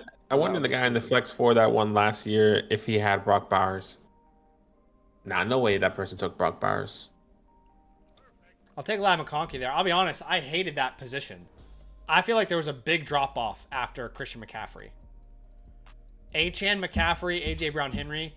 I feel like there was a big drop-off after I made that pick. Or before I made that pick. Yeah, no, at the end of the draft, it feels disgusting. You're just thinking of the players that have boom weeks. Let me find out this guy falls to me. Let him find out. I got a couple guys on queue. Come on. Let him fall to me. Find out. Let him cook. Remember the Toy Story guy? Oh. Nah. We're talking about something different then. This one? I'm about to post it in the chat. Oh, yeah. I forgot we had those Jackson. custom emojis, to be honest. I know. I wish we had. I wish it could just be for free so everyone can have it. Yeah. But YouTube doesn't do that. Those are two guys I really wanted. Yeah, right I was there. thinking about Higgins. I got really At excited the there. in a best ball, but I already had Chase. I was hoping Bucky Irving was going to fall further than that. Do I go running back? If anything, these like... Flex 4 drafts are a good indication of where people actually feel where they stand on these veterans in your Dynasty. Yeah, because you have to get them. All you're asking in this draft is who scores the most points this year. So you're actually kind of putting your stamp on what you think the state of the Dynasty market will be in one season. You know what I mean? Anyway, Trey McBride in round 3, then Jonathan Taylor, Kyron Williams, Jackson Smith-Njigba, T. Higgins. Oh, Rashee Rice, man, that was such a good one. He got lost in the ADP there for me. I did like the Rashee Rice pick as well. Man, that's crazy. I mean, look, I'm not a big Breece Hall guy, but at this point, it feels silly not to draft him. I'll take a shot on him. Tyreek Hill comes off the board. Wow, Tyreek Hill. I mean, if he recovers, that could be crazy. And a player that an entire offense I think is going to take a huge step forward. I'm going to take DJ Moore there. Yeah, that's nice.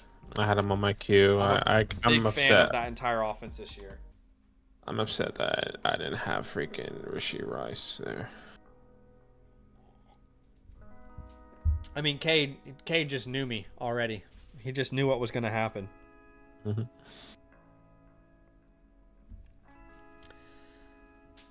Sauce says, big risk, but got to take them to win it all. That's true. This is full PPR. Yes, sir. You can find all of the details about this specific tournament here. I'll put a link in the chat for you, the Flex 4 tournament. But it is full PPR scoring. Take Mike there. You draft 6 players. Your best 4 get put in every week. No positional limitations. I like the Mike Evans pick. Makes a ton of sense. A little sneaky one coming in the 5th round. Hopefully he does come back to me here. Tyreek Hill in that 4th round is actually crazy. That is very true. Imagine Tyreek he recovers to be 80% of what he was in 2023. I mean, yeah, you're probably winning the tournament here. If you drafted Jamar Chase, that is sauce. Oh gosh. No Rick. No Rick, by the way, on the Flex 4, from what I understand. I'll need to double check on that, but I'm pretty sure there's no Rick. That's what I wanted. Devontae Adams. It's a good pick there. I thought he would get lost in ADP, but that's okay. Yeah.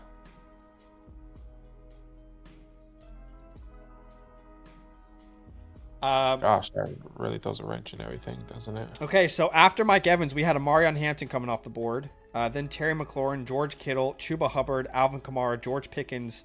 Wow, Pickens that high? Rome is such a good pick, too. That's the next car I was going to take. Devontae Adams is a really good pick. I agree. Wow. That's what I wanted. I really wanted Devontae Adams there.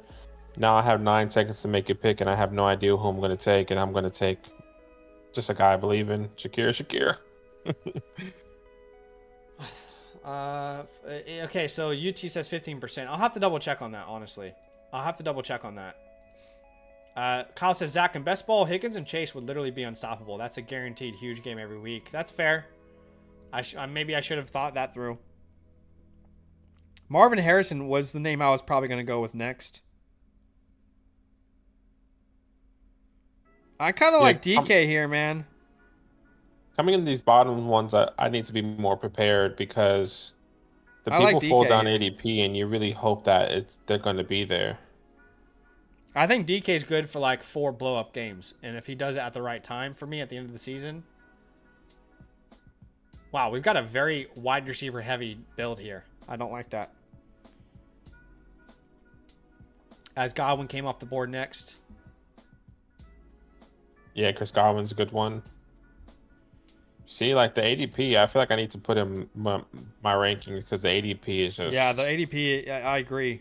I have my Flex 4 rankings for everyone who who uses the app with our code, but I haven't actually like used it myself yet. All right, I have one more guy. Hopefully, is not going to be taken by I anyone. took Jalen Waddle there.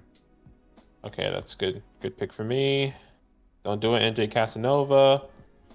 You're not going to. He is not, and I'm going to take Cortland Sutton. Yeah, no, we did not invent FastDraft. Have you guys ever heard of the website Player Profiler? Very great website, great resource, great, history of success. Matt Kelly invented Player Profiler, and he's also the founder of FastDraft. And we have been approached by hundreds of companies, and we have not taken most of the meetings because we didn't believe in their product. And we wanted to be very careful about anything we would be a part of. Same thing we did with Flock. We had to be very careful that it was the right thing for our audience. It was. I feel the same way about FastDraft as well. After Waddle comes off the board, we had Hunter, Ayuk, Sutton, Jameson, Smith, Travion Henderson. Was it Sutton that you wanted? Was that the guy? That's what I wanted. Yeah, I wanted Sutton there. I feel like if I would have taken Rashee Rice, I feel like I would have been really good in this draft, but that's okay. Yeah. I'm down to do another one if anyone wants. That was fun. Do we have people who want to do another Flex 4? I'm having fun with it, but it's up to you guys. Do I edit my boosters at all? Imagine getting a 2-point premium on Jamar Chase in this tournament. Can you imagine? Oh my gosh, you guys messed up. I mean, this is probably the roster that's going to win. I don't know. Would you have Mike Evans higher? Yeah, I would have Mike Evans higher than Garrett Wilson. See, you guys see it says rake free there, right? You see on the Flex 4 tournament, it says rake free. So I thought Flex 4 was rake free. UT, I think that there's a... UT might know more than me. I need to do more research. But it says rake free there on the Flex 4 tourney. Sparrow says, let's do another one here. So let's go ahead and jump into another Flex 4 here.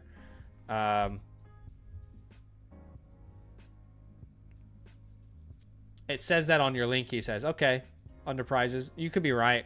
I need to find out that information, honestly. Yeah, we'll contact Matt and just double check that. Yeah. 2 spots remaining here in this Flex 4. If you guys are out there watching this, they've got the rookie only tournaments, the Flex 4 tournaments. We're going to go to some team playbooks right after this, but if you guys want to draft with us in future drafts, download the FastDraft app.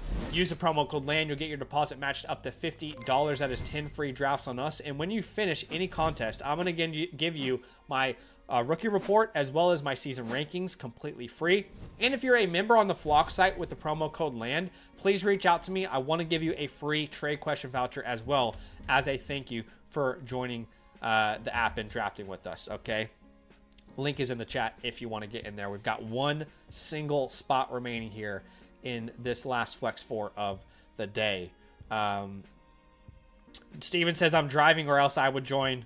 Latino Heat says, Badaki, bring back the old hair. What? Was it just like the bun look? Well, I guess he says bringing back the old hair as in like, yeah. It was just the bun look. I haven't really done that in a while. My hair's... I was tired of the bun, so I didn't want that anymore.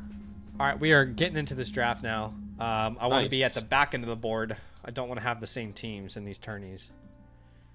And I currently have the 5, and I had the 9. Let's see where I'm at now. I am at the 8. Let's go. I'm at the 7. Hell yeah, got some people here. I think Smitty we draft with, NJ Casanova, Sparrow, Johnny Detroit, Joel. Come on, talk it up. Is Big Bone anyone? Smitty,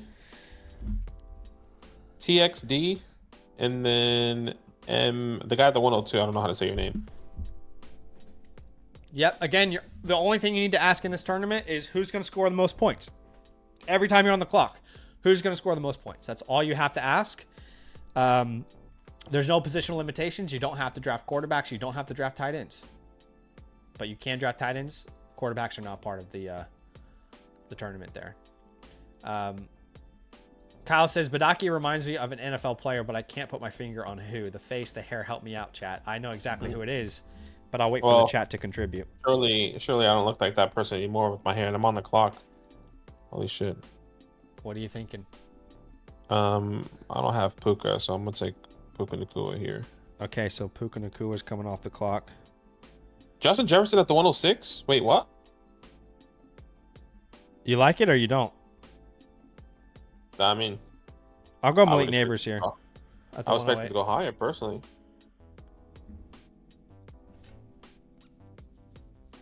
Someone says Zeke. Damn, that's disrespectful, low key. Oh, why? Zeke's a good-looking guy. Is he? Yeah, what's wrong with Zeke? I mean, wouldn't be the top of my list. I actually have my Flex 4 rankings up now. I'm gonna use these. Okay. I'm on the clock here. Brian Thomas. So Nico Collins would have been my pick there. With Nico Collins gone, I think I'm gonna probably have to go Achane. Yeah, we're gonna draft Achane there. Neighbors Achane start. Yeah, I don't mind that. You know, I want to switch it up here a little bit. I've taken all wide receivers. I wonder if it's actually better to take. Hold on, I'm gonna trial this. Someone said Polamalu. Hear me out here. Getting Trey McBride and putting the boost at 2.0. It doesn't make a difference. It's because you're putting a boost on every position. Yeah, sure. But I'm gonna try it. I'm gonna try it anyway. But you know what I'm saying though? Like, it's not like you're putting a premium in this league on tight ends. You're putting a premium on every position with your boosters. On every position, yeah. But like, if Trey McBride, did Trey McBride outscore Derrick Henry last year? No. I'm just going. We're all learning together, but no, he didn't. No, I'm just going based off of like who was available. AJ Brown. Did he outscore AJ Brown? He would have been close to AJ. It just depends on who's available. Yeah. I would then argue, right?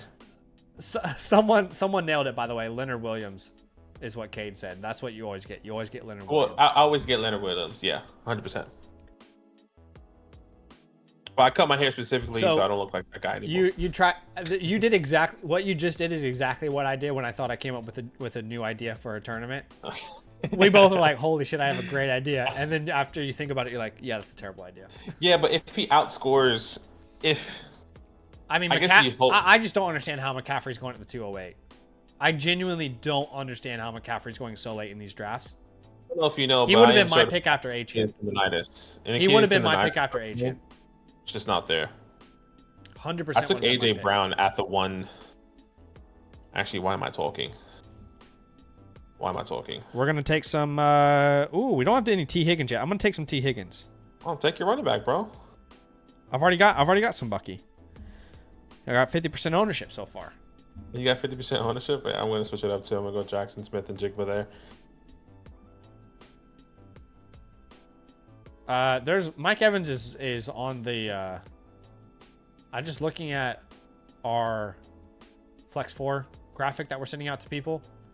Yep. Mike Evans is there twice. Tyreek Hill is there twice. Devontae Adams is there twice. I have to fix it then. If you look at tier 4 to 5, the end of tier 4 and the beginning of tier 5, there's about 4 players that are repeating. Okay, I'll fix that. Yeah, just so we can fix that before I send out the next batch for people.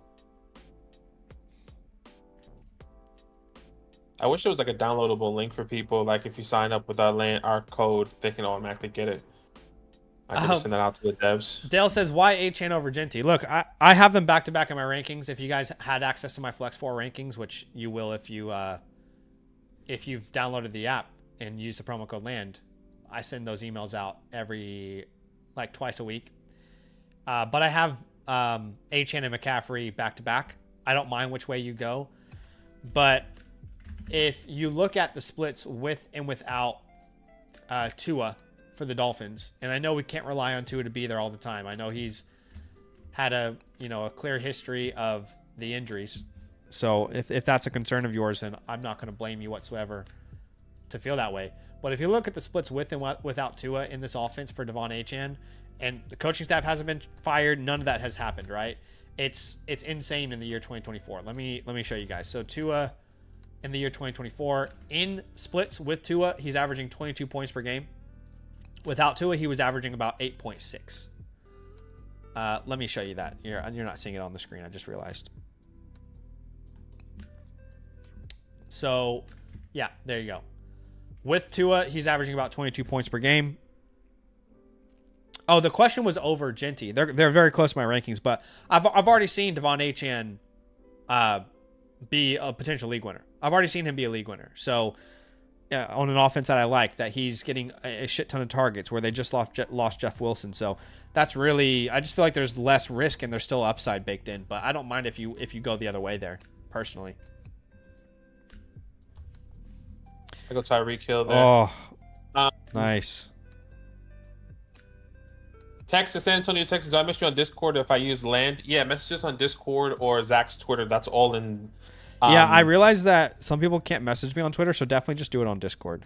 Yeah, if you can do it on Discord, that's great. I'm pretty sure you can join our Discord, and that link is in the description.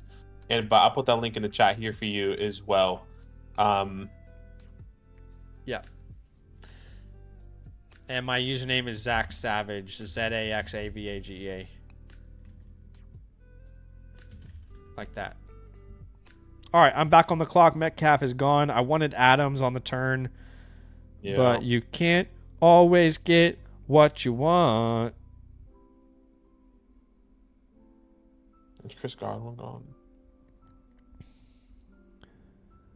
Ken Walker's got blow-up games. Let's go a little Ken Walker here. Little Kenny? Little Kenny walks.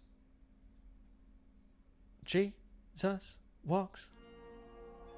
Yeah, so I might need to reassess my rankings of Trey McBride, but I currently have him ranked at 41st overall in these Flex 4 rankings. Nah, but if you put the 2-point booster, it's going to make a difference, let me tell you. So you're telling me that if Kyron Williams averages 18 and McBride averages 15, even though you can put the 2 times booster on both of them, we're all figuring it out as we go. I'm telling you, he's going to outscore. Okay. And by the way, if you guys ever have ideas for certain tournaments, you can DM us as well, because we have direct access to the owners, and they always want to know how the app can be better, which is great.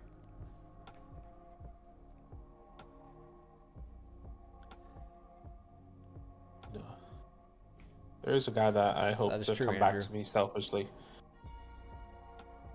Took a little bit of a risk here. Cade. So I can promise you that we have gotten updates on Pennsylvania twice in the last 2 weeks. And all I will say is very soon, my friend, as in probably by the end of the month, Pennsylvania is going to be in the clear for FastDraft. Yeah. Hopefully. No promises, but that is the next state they are locked in on and trying to get. Yep. Hopefully we can start drafting with you maybe after the draft. So we have Kittle off the board, Judkins off the board there at the 602. Michigan is in the works. There's a lot of people in Michigan who want to play. But if you guys live in Michigan, you'll know that they are pretty strict. But FastDraft has a big edge in getting a lot of these states eligible than any other app, because they are a true fantasy app, right? There's not like Pick'ems. So they have an edge over some of these other apps at getting more states available. But I know Michigan's in the works. It'll just take some time. Jalen Waddle comes off the board there at the 605. I wish you could sort by rookies. I wonder if we can tell them that. Yeah, that's actually a good idea. Because they kind of just get lost in ADP, so, and they could just be like the rookie rankings from the Origins draft, like ADP. No, that's actually a pretty good idea. As Devonta Smith comes off the board, where are you going to go next? I still like. I'll switch it up here. I'll get some Olave. Okay, that puts your boy on the clock.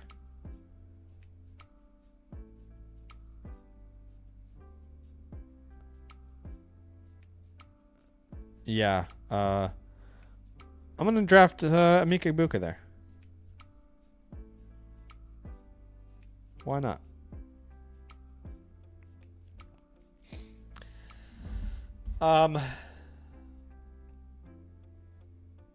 Take it to the big house. I definitely want to go to the big house at some point. Although If I had to say, I don't have any fandom between the Ohio State Michigan rivalry at all. But I will say, if I had to, I might lean Ohio State just because from a fantasy perspective, I scout their players like every year. There's always just this huge flow of players coming in, and it typically means I like Ohio State a little more. Right? Like the CJ Stroud, Jackson Smith and Jigba year, obviously Marvin, and talking about Jeremiah Smith, but before that, Olave, Garrett Wilson. But I don't have an opinion either way.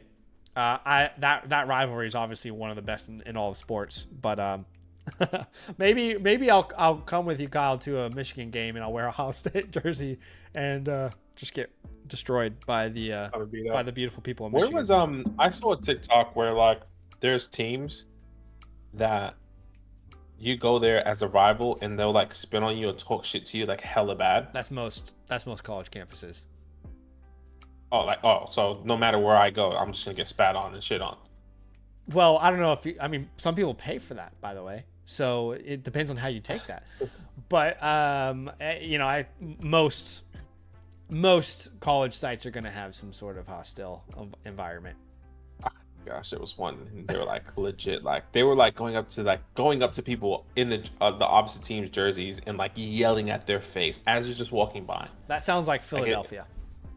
It's like hella hostile. That does sound like Philly. I agree with Chasing Breakers there. Guys, that was a lot of fun. Honestly, I had a lot of fun. And Scribble says, if people are pooping on you, call the police, man. We had a lot of fun. I'll say it one more time before we go to these team playbooks. If you guys want to draft with us tomorrow, we'll be doing some different drafts, maybe a rookie origins draft. Then download the app, use the promo code LAND, FastDraft app, promo code LAND. Match your deposit up to $50. That's 10 free drafts on us. When you finish your first contest, I'm going to send you my rookie report and my season rankings completely free. If you are a LAND member on the Flock site, DM me as well, because I'm going to send you a free trade question voucher as a thank you. But yeah, we'll be drafting. You can see all those links on that link tree that we have available for you guys. If you haven't seen the link tree, this is what it looks like. But just so it's very clear, I think it's probably obvious, but you've got the annual membership here to get your membership with Flock. You've got the direct link here to download FastDraft and a single playbook purchase there. And of course, all of our socials. But we are going to transition. We've got 2 teams right now that we're going to review. We do have 2 spots for a same-day review available. So we will go ahead and transition to some of these team playbooks. There's a couple ways that you can get your team playbook, which, by the way, we pretty much call it like a game plan for your offseason, right? It's specified, specially made for your league. You can get that by becoming a LAND annual Mother Flocker member. You'll get a voucher that you can use to the Flock store. When you go to the Flock store, just choose Zach and Badaki, and if you want it done live, it's just a $7 upgrade for annual members. If you're a member of a different promo code and you still want a team playbook, that is still a possibility. You'll go through the same exact process, but you just won't have a voucher, so you have to purchase it a la carte, right? However, again, if you're out there and you're watching this video, we have 2 spots for a same-day review. There's absolutely zero pressure to sign up. But if you were waiting to get your review done and you wanted it done on the same day, today is a fantastic fantastic day to get your team reviewed. So let's go to Alex and Jacob here to end today's stream. Yeah. How's that sound? Yeah, let's do it. Alex, thank you so much. Let us know if you're here with us, and if not, obviously you should be getting a timestamp of this review here. But thank you so much for the support. And let's look at your team here. It's a 2 quarterback 10 team, start 11 with a half-point premium. He says, "What's up, guys? Let me know if there's any moves I need to make before this year starts. I've been trying to move off a Cup, Debo, Judy, but no bites. Thanks in advance." And it looks like you're currently ranked 1st out of 10 according to Zach's rankings here. And let's have a look at this team. At the quarterback position, Joe Burrow, Jalen Hurts, Anthony Richardson, great quarterback room. Yeah. Especially having Anthony Richardson and Daniel Super Jones, flex, no matter what happens. By the way, we should say that as well. That's a rolling deep lineup. Sorry. Oh yes, rolling deep line, meaning you can start up to 6 wide receivers: Saquon Barkley, Jonathan Taylor, Josh Jacob, Derrick Henry, Alvin Kamara. Wow. Deep room, a little bit older, but who doesn't like a deep room? That's what she said. At the wide receiver position, you can start up to 6 wide receivers. What's up, Gluten Freak? Welcome in. How you doing, brother? Jamar Chase, AJ Brown, Tyreek Hill, Chris Godwin, Jerry Jeudy, and Cooper Kupp are your starting six. With Debo, Adonai Mitchell in the wings with Trey McBride and Evan Ingram. You don't have a first in 25, No. but you do have your first in 26, which is still good. Wonder if they have a first in 27. That would be interesting to note as well. But yeah, good team, man. If you think about the starting lineup right now, it's a deep starting lineup. What's the start 11 status, that rolling deep tag? But you've got great depth in a league like this. So you would start Burrow, Hurts, Saquon, Taylor. I mean, you could start any of those other guys at RB2, actually, if you wanted. Chase, Brown, McBride, and then you still need to start four more names, which would probably be a combination of Jacobs, Henry, Kamara, Tyree, Godwin, Jerry Jeudy. But you have an incredible amount of depth. Very, very well-rounded roster. Even though you don't have a first-round pick this year, I think this team is absolutely competing. And we had quite a few of these type of teams yesterday. But starting off today with another windows open roster, in my opinion, a windows open pathway.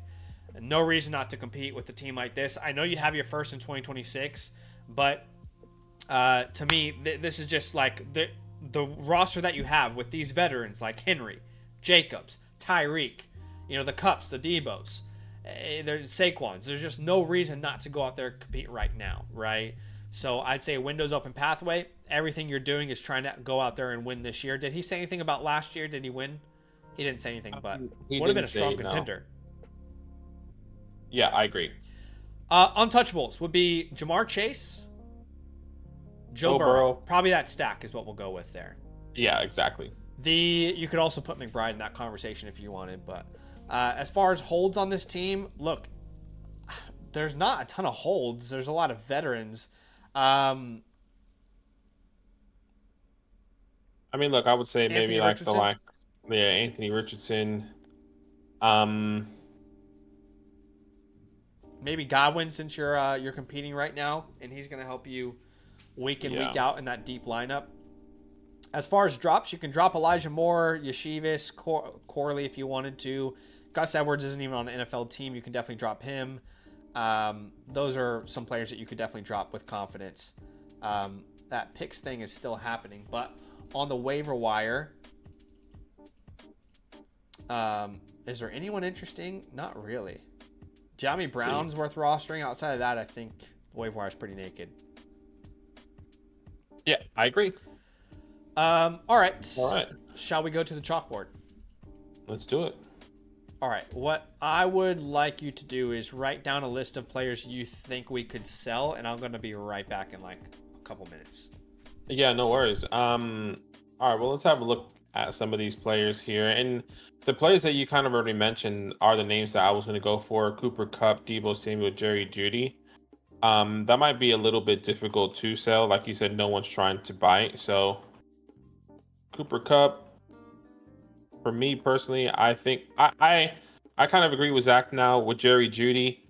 I've been trying to sell Jerry Jeudy in all the leagues that I currently have him in, but no one's willing to buy it. I tried to sell him for an early second. I even went in one of my leagues and I tried to sell him for like 206, 207, and people are declining that right now. So that's a little bit difficult, but obviously a lot of people in our leagues do know that we want to try and sell some of these guys because of now Travis Hunter kind of sharpied in going to the Cleveland Browns. Look, I personally will be wanting to pivot. So maybe Cooper Kupp in sells. And then for me, I would want to pivot off. I would want to get rid of Jonathan Taylor personally. How can we trade away Jonathan Taylor? Gosh, can I type? No. Can I get rid of Jonathan Taylor and potentially Tyreek Hill in season? You're competing, like Zach said, this is a windows open roster, but these are a couple people that I do want to try and move off of here as well, which might be a little bit more difficult. I'm here, by the way. I kind of agree with with Jake here, in the sense of I would be open to moving AJ Brown as well if you can pivot in that same tier And if you look at my tier of players, I'll just add him as well into this conversation. But if you look at specifically my rankings here, that tier is the Garrett Wilson, Rice, Higgins, Marvin, Ladd, JSN, London tier. So those are all the names that I would comfortably be willing to pivot to. London, let's be honest, London's probably not possible. I think Marvin is in some leagues, so we'll put him there. Ladd McConkey, I think, is possible in some leagues. Rashee Rice is certainly possible. You can probably even get a plus on top of it, which we can explore that in a second. Garrett Wilson, you might be able to get a plus, do you think? Or you might be able to get a plus. It's worth exploring. Maybe we can do a 2 for 2. Yeah, And T. Higgins. I think T. Higgins is a great straight pivot as well, if possible, for you. I like T. Higgins a lot. So let's look at the Rice and Wilson owner real quick. Yeah, he does have Jamar Chase. That's a fair point. But I think you can start them in the same lineup. Yeah, I agree. Let's look at Rashee Rice. This must be an IDP league here. Rashee Rice is on team 7. They have Rice in the 110. They also have Rice in the 203. Okay, this one might be difficult, but I wonder if we could do Rice in the 203 and then send back our 310. There are plenty of leagues where people do not like Rashee Rice whatsoever. Maybe you can do that. I mean, I'm personally willing to even send like your future second for a deal like this to grab the 203 in this year's class. I'm actually fine with that deal as well. Garrett Wilson is on team 2. He's their wide receiver 5. My gosh. Yeah, wow. Yeah, could we go and grab Garrett Wilson and JSN and send away AJ Brown and... Oh, probably not. Would you want to get... What about sorry, I don't mean to interrupt, but what about adding a 26 first and one of these vets to a deal like that? Yeah, I'll say you can do the first, or maybe one of these running backs if they're willing to. I feel like the only one you'll be able to move is probably Jonathan Taylor because of age. Like, I'm happy to do it because of the vets you do have. Yeah, so I'm thinking Garrett Wilson and JSN for AJ Brown, the 26 first, and we need to add something else on top of this, like Alvin Kamara, maybe. You can do Alvin. He was trying to get rid of the names of like Debo. He was trying to get rid of Cooper Kupp. Okay. I'm not sure if we can add some of those guys on. So if Debo Samuel gets it done, maybe you can start there. If Cooper Kupp gets it done, maybe you can start there. But Kamara is like your end point. I think Kamara is going to be easier to sell than those other two names. And those other guys, yeah. But that can make a lot of sense as a pivot. And we don't mind getting rid of our 26 first. You have plenty of depth to compete for multiple years. But this goal gets you younger and lets you accomplish that longer, right? So I like that deal a lot. Cooper Kupp, I think, is going to be a tough sell right now. I think for his specific team, he's probably better off holding. Yeah. But because he's so low on your list of receivers, what is he? His wide receiver 7 or something like that? Mm-hmm. I wonder if you can pivot to like a Downs, for example. A Downs, a Reed. Would you pivot to a Keon? Downs is probably perfect. I think in a competing scenario, I would want to keep Cooper Kupp over Keon, but like I'm assuming the names like Cortland Sutton is higher than Cooper Kupp right now. Yeah, Sutton's a good one as well. I think of Shakira, who's a lower name, technically as well. I think we should keep Jerry, given that Joe Flacco's there now. What about you? I kind of feel like he's more of a hold. I guess he wanted to sell, but I was agreeing. I said earlier, like when you were gone, I was agreeing in the sentiment, like if Travis Hunter is locked, I'm a little bit worried about Jerry. Okay, sure. What doesn't matter of the quarterback, and I've tried to sell Jerry a couple times in a lot of our follow leagues, and no one's biting. Yeah. That's honestly how I feel about Tyreek Hill and Jerry Jeudy. Like no one's biting on these deals, so I almost feel like we should probably hold them instead. Are you cool with that? Mm-hmm. Yeah, I'm happy with that. Jonathan Taylor's an interesting one. I think you and I would pretty easily pivot off from the 104 to the 106 type of range, right? Yeah, no question. If you can get that, reset that, and get one of these, the Quinchons, the Travions, Caleb, maybe if he gets the landing spot, and we hope in the draft capital, you're going to easily reset there. Yeah, and also at that point in time, love a pivot to like a Bucky as well as an option. Yeah, the Bucky Irvings. But Yes. outside of that, I mean, I don't want to move off of Burrow or Hurts. I want to compete with them. Henry, you're not going to get a first for Henry or Kamara. You might as well keep them and compete this year in your flex spot. McBride, we're not going to sell in a tight end premium. Ingram can be a flex if we needed him to. I guess Debo's like a sellable piece in season. I'll say that. I think Debo and Godwin you could sell in season. Okay, yeah. So Debo, I'd say like mid-second. Chris Godwin, I would say any first in any year if he goes back to his form that he had in 2024, which is unlikely. But you could also try and grab multiple seconds. And these are guys that if you sell, you're still going to be able to go out there and compete with the pure depth that you have. Yeah, I completely agree. Jake says you thought you could sneak in Bucky there and we wouldn't notice. Jake says, how is Badaki not jealous of your love you throw at Bucky? Well, we were on the same page, but Badaki switched up a couple weeks ago. He switched up his love. Look, I love Bucky Irving as a talent. Obviously, you knew how high I had him last year. I think it's just one of those scenarios. I think Bucky Irving is in a CJ Stroud type of thing that we did last year. I don't think he's going to have the same value outside of the statistics, outside of everything that's happened. I don't think we're going to be able to get the same value for Bucky Irving at the end of 2025 season. Now, I love Bucky Irving as a talent. I want success for him. He was a top 3 running back last year for me before the NFL Combine. That's how I'm envisioning Bucky Irving going into next year, or being valued. So I'm just trying to cash in, essentially. Yeah. But I could be wrong.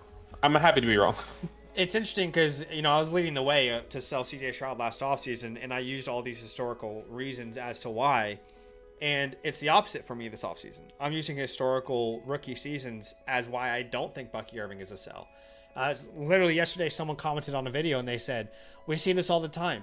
Look at Dameon Pierce. Look at look at Tyler Algier. And then I asked them, let's talk about the historical rookie season Bucky Irving had, because it's just not the same scenario. And what I would love Scoots to do for us actually is I would love for him to make like a money stretch, like statistical document for us. Yeah, the money stretch, like the weeks. What is it? Yeah, weeks 10 to 18. Yeah. That way we can reference that throughout the rest of our year. But maybe I'll message him that now. And look, once again, I'm not anti Bucky Irving. I'm just more like, I'm not necessarily. I just don't believe you're going to have. If he finishes, he can miss. I genuinely believe he can miss 4 to 5 games, not because hypothetically he misses 4 to 5 games, his value is going to drop significantly, and that's not saying that's not his fault. Bucky? That's not. Yeah. Well, why does that apply to Bucky but no other player? I don't get that. I'm not. I was literally about to say that also applies for players. For example, like AJ Brown, he missed 4 to 5 games. He is an older prospect, but he was going as high in a redraft, or not redraft, but as a he was a top 4 or 5 wide receiver last year coming into the year, and now nobody wants AJ Brown. we literally just said he's a soft sell because of what happened. So, anyways, you're not derailing the show there. Gluten free, it's just a good conversation. Yeah. But we appreciate you, Alex. Yes. Thank you so much for your support. You big time. Yeah. You should be receiving your playbook within 48 to 72 hours on the Flawed Fantasy Message System, customized with everything that we drew up for you today. But thank you so much for your support. Yes, thank you. Big time. We have one more review for today. That is Jacob Aruta. Jacob Jacob? Aruta is the last one for today. And if anybody out there is watching this and you guys want a team playbook, which is a customized game plan for your offseason, you see this beautiful graphic here. After we review your team live, you get this beautiful graphic that you can use in your leagues. You can use the promo code LAND at sign up on the Flock site. Become an annual Mother Flocker member. You'll get a voucher that you can use through the Flock store. If you want it done live, just make sure you get that live tier. It's only $7 extra for annual members. And again, if you become an annual member, you are getting the team playbook, but you are also getting our 2025 rookie report, the Dynasty trade dial, which we talked about on a recent video, which is an incredible resource. If you guys haven't linked your Discord, go link your Discord. All LAN members have a great little exclusive for you guys. Free trade question voucher. You unlock our complete rankings, tools, databases. You unlock the entire Discord. All right, so definitely check that out. And becoming an annual member is the best bang for your buck, because if you ever want to come back and get another trade question or a team playbook or start in season, when you become an annual member with us, you get 30% off every single one of your purchases anyway. So definitely something to consider. But you can also purchase one if you're with a different promo code. Let's say you're with the promo code FLOCK. All right, you can still purchase a team playbook from us through the Flock store. It's the same process, but you won't have a voucher at checkout. All right. Jacob is maybe the last team we'll review today. We do have a couple open spots for a same-day review, but he might be the last one for today. So let's have a look at the team. Yeah, thank you so much for the support. Jacob, let us know if you're here. If not, you should be getting a time code of your team review. I don't see any context here, which is okay, but it's a 2-quarterback, 10 team, start 9, full PPR, not a tight end premium. You're currently ranked first. Marvin's ranked first out of 10 in a 10-man league. Let's have a look at your team here. Drizzy Drake, CJ Stroud, Jared Goff, great quarterback room. You don't really have to worry about that, and good depth as well. At the running back position, Bijan Robinson, Kenneth Walker, Travis Etienne with Trey Benson in the wings there. At the wide receiver position, where you can start up to 4 wide receivers. By the way, this is meat and potatoes. This is a start 9 lineup, meaning you can start 2 flex spots, but we like to prioritize wide receiver in those flex spots. Brian Thomas, Nico Collins, Lam McConkey, and Marvin Harrison Jr. are your starting 4 wide receivers, with Roma Dunze, Calvin Ridley there at the wings with Hunter Henry and Theo Johnson. But you have the 102, the 104. Yeah. You have your 26 first. This is a great team. Yeah. This is a contending team, in my opinion. I don't know how you feel. 100%. Yeah, this is a contender for me. 100%. If we're looking at a pathway, it's easy contender. We want to make some money this year. And everything we're going to do with this review is going to point you in a direction where we want to win the league. We want to make some money. We want to get that championship under our belt. Maybe you've already gotten a championship under your belt, but we want to continue to extend that window, if you will. All right. If you will. Let's have a look here. So start 9. Your starting lineup is probably May Goff, maybe Stroud, then Bijan Walker, Thomas Collins, Henry for now, which we need to fix, and then we have only 2 more flexes, right? So between Ladd, Marvin, Adunze, we have to fit 2 guys into that flex spot. Now, there is no premium in your league, but I probably would be interested in tearing down from the 104, because I'd like to grab a tight end in this class. And I think in a non-tight end premium, the 104 might be a little too early. You know your league a little bit better. But overall team grade, I think it's very good. I'll probably put it at like a... It feels more B+ than A- based off the current needs at tight end and running back 3. And, you know, May still needs to break out. Marvin still needs to break out. I don't know. I feel like it's more B+ than A-, but am I being too harsh? I guess the draft capital is better because he has 2 picks this year, 2 picks next year in the first round. So I think so as well. I would agree. B+, and then draft capital would just be an A. Yeah. A-. But it just really depends on who he gets there at the 102, and if 104, if he does move back. But I mean, the starting 4, if anything, he can utilize some players here and tier up somehow or tier down. Potentially, get some capital. All right, untouchables. Bijan Robinson, Brian Thomas. Holds on this team would be your Marvin Harrison, Roma Dunze, Trey Benson. think we should put Calvin there. Calvin, yeah, he's not worth anything, and he could have value this year. Yeah, I was gonna make a case for Stroud. Again, one of my biggest single biggest sell high all last offseason, but I just don't think anyone wants to buy him. So he's a hard sell right now. Like if you have Stroud in any league, and I got rid of all my shares last year, then you're probably like realizing you can't sell CJ Stroud right now. It's like nobody wants him. I don't know. This waiver wire is interesting, by the way. Sorry to interrupt. Yeah. Look at the waiver wire. Trevor Lawrence, Christian Kirk. I know it's a 10-man league. Jalen Warren, Jalen Wright, Kendry Miller. Brenton Strange is on the waiver wires, if this is correct. Mike Gesicki. If Trevor Lawrence is on the waiver wire, you're not going to be able to sit these quarterbacks, let's be honest. But Trevor Lawrence should definitely be a pickup. 100%. Jalen Warren should be a pickup. Jalen Wright. Brenton Strange, Isaiah Likely, all these guys should be rostered. I'm trying to think if this is a team. I would drop Christian Watson for any of those names, by the way, we just talked about. I would drop Theo Johnson for any of those names that we talked about. I'd probably drop Kareem Hunt for any of those names that we talked about. Yeah, I'm going to put Kareem Hunt, and I'm going to put Christian Watson because he's not going to play this year. Yeah. I'd rather keep Theo because Russell Wilson has been talking him up, hasn't he? Nah, I'd drop Theo for any of those names, honestly. Like, if I agree. Space, Theo's gone. I agree. I completely agree. Like, for Trevor Lawrence and all those guys, I'm there with you. So that's crazy. Which makes quarterbacks probably impossible to sell. I'd love to see everybody's quarterback rooms for a second. That's what I was going through, and I was like, Bo Nix, Dak. I mean, maybe there's a limit, but there's teams that have 4. Yeah. So I thought that was the case before, but yeah, I mean, some of these guys should definitely have Trevor Lawrence rostered, but most of them are pretty decent at quarterback already. Okay, have we done all admin? Yes, that's all admin. I just need to quickly let our developers know that we're having the same issue. Yeah, I think you could put on the same thread, maybe. Because I think that's still up. Yeah. But, no, it's an interesting team for sure. Let's go to the chalkboard, shall we? Yeah. All right.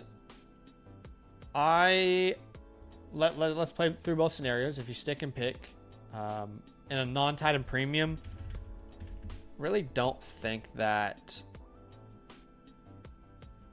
we're going to be considering these tight ends this high.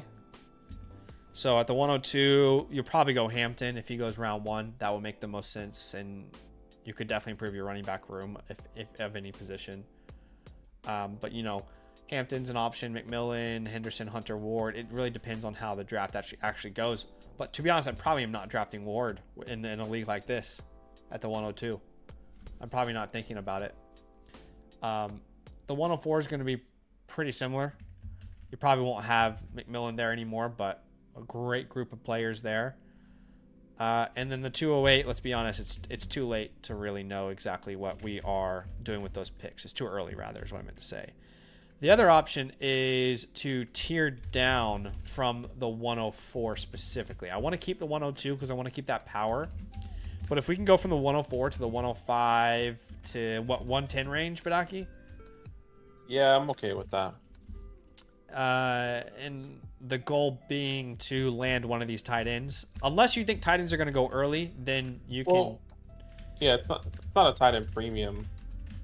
My question is now, if... No, I would still want a tight end. I was going to say, I mean, hell, if Brenton Strange is there and he picks him up... Yeah, it's a great Band-Aid, but I don't know if it's going to... Yeah. If it's going to be the be-all event. Yeah, I agree. I'm there with you.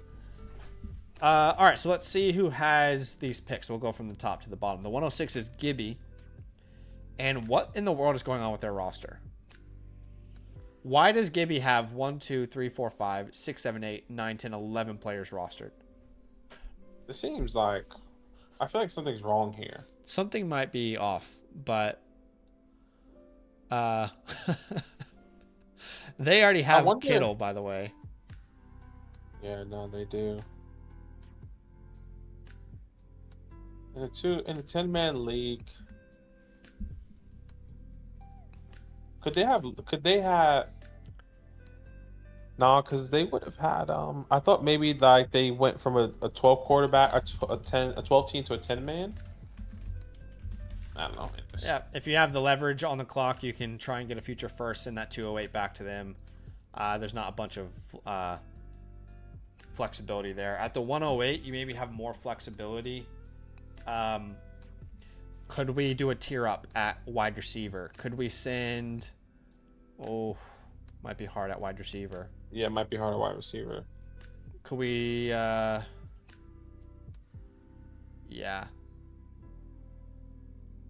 No, that's probably not possible. It'd have to be the same type of deal. May, Daniels, Murray. No, I'm trying to find some leverage here. You don't really have it. So it'd have to be kind of the same deal as the 106. The 107 here is interesting. They have McBride. Can we just pay up for McBride and do the deal like this? So we'll give you the 10. It would probably have to be the 102 in this scenario. And we'll take the 107 and Trey McBride. And what will we need to give back? We probably need to give back. I mean, you can't give the running back if you're going to do the 102. So it will have to. What be about his receiver. 26 first? Will we get his 26 first involved here? Sure. Yeah. Let's make it the 104 and his 26 first. That would feel better because you still have the opportunity to draft your running back there at the 102. Or Travis Hunter. Yeah, I like that. There's not a perfect deal yet. I'll be honest with you. Not a perfect deal yet as we're looking. Yeah, you don't really have wide receivers that we want to like tier up from. You have all these guys that we want to build around. They're right in the mix. Yeah, that's the problem. It is making finding a partner difficult. But I would say if you can get the future first done, I'm still willing to do that for the 110 if you think one of those tight ends will be there. Ideally, you're targeting 2027 first round picks. 109 Bucky. I like this idea personally. 109 plus Bucky Irving, and we will give you Ken Walker, but we want something else on top of this type of structure. So we would want, well, what about the 202? What if we added the 202? 109 hold and on, my mic is going. Would you be okay with that if we had the 202? For the 104 Kenneth Walker, and we get the 109 Bucky Irving, the 202. Yeah, that's fine. Okay, so that 202 works. is a 112 in this scenario. So, oh wow, yeah. So does he have a different? Because you can maybe even, you could actually just do the 204 in that scenario. I didn't realize. I forgot about that. Like if they won't do the 202, I'm happy with the 204 in that scenario. Start at the 202 and then act 204. Yeah. Those are your main options. I mean, he could technically try and go up to the 101 with a team like this. He could package the 102. No. I really like the Trey McBride idea personally. Yeah, Trey McBride seems like a good one, especially using the 26 first. So if you can get Trey McBride, that really boosts you become, I guess, the second best team, specifically in the tight end category, because Brock Bowers is normally ranked first, and then Trey McBride is ranked second. Yeah, Bowers is probably impossible to grab. Yeah, and not only do you keep your 102, but you still are in that mix for that sweet spot to get another wide receiver at the 107 or another running back at the 107. So yeah, that's perfect actually. So again, like ideally, if you move to the 105 to the 110, we want to target Colson Loveland or Tyler Warren. Right, so just to be very clear why we are suggesting that there. But outside of that, let's have a look at the rest of his team. I really don't think we can use quarterbacks in any trade, unfortunately. The other option is using that 208 on a really cheap tight end as a band-aid for now if you don't want to do these tier down deals, like Evan Ingram. But the 208 is technically the 206 in a 10 team. So you might be able to do more than Evan Ingram. But like Njoku, Andrews could make a lot of sense. Okay. Yep. In fact, most people probably aren't paying that much for Andrews. You might be able to do some sort of 2 for 2. I don't mind the idea of Evan Ingram, but we need to find a 2 for 2. So who owns? We own Evan Ingram. No, we don't. Yeah. That was the last team. That was the last team, Ryan. So they own the 303. Just ask for.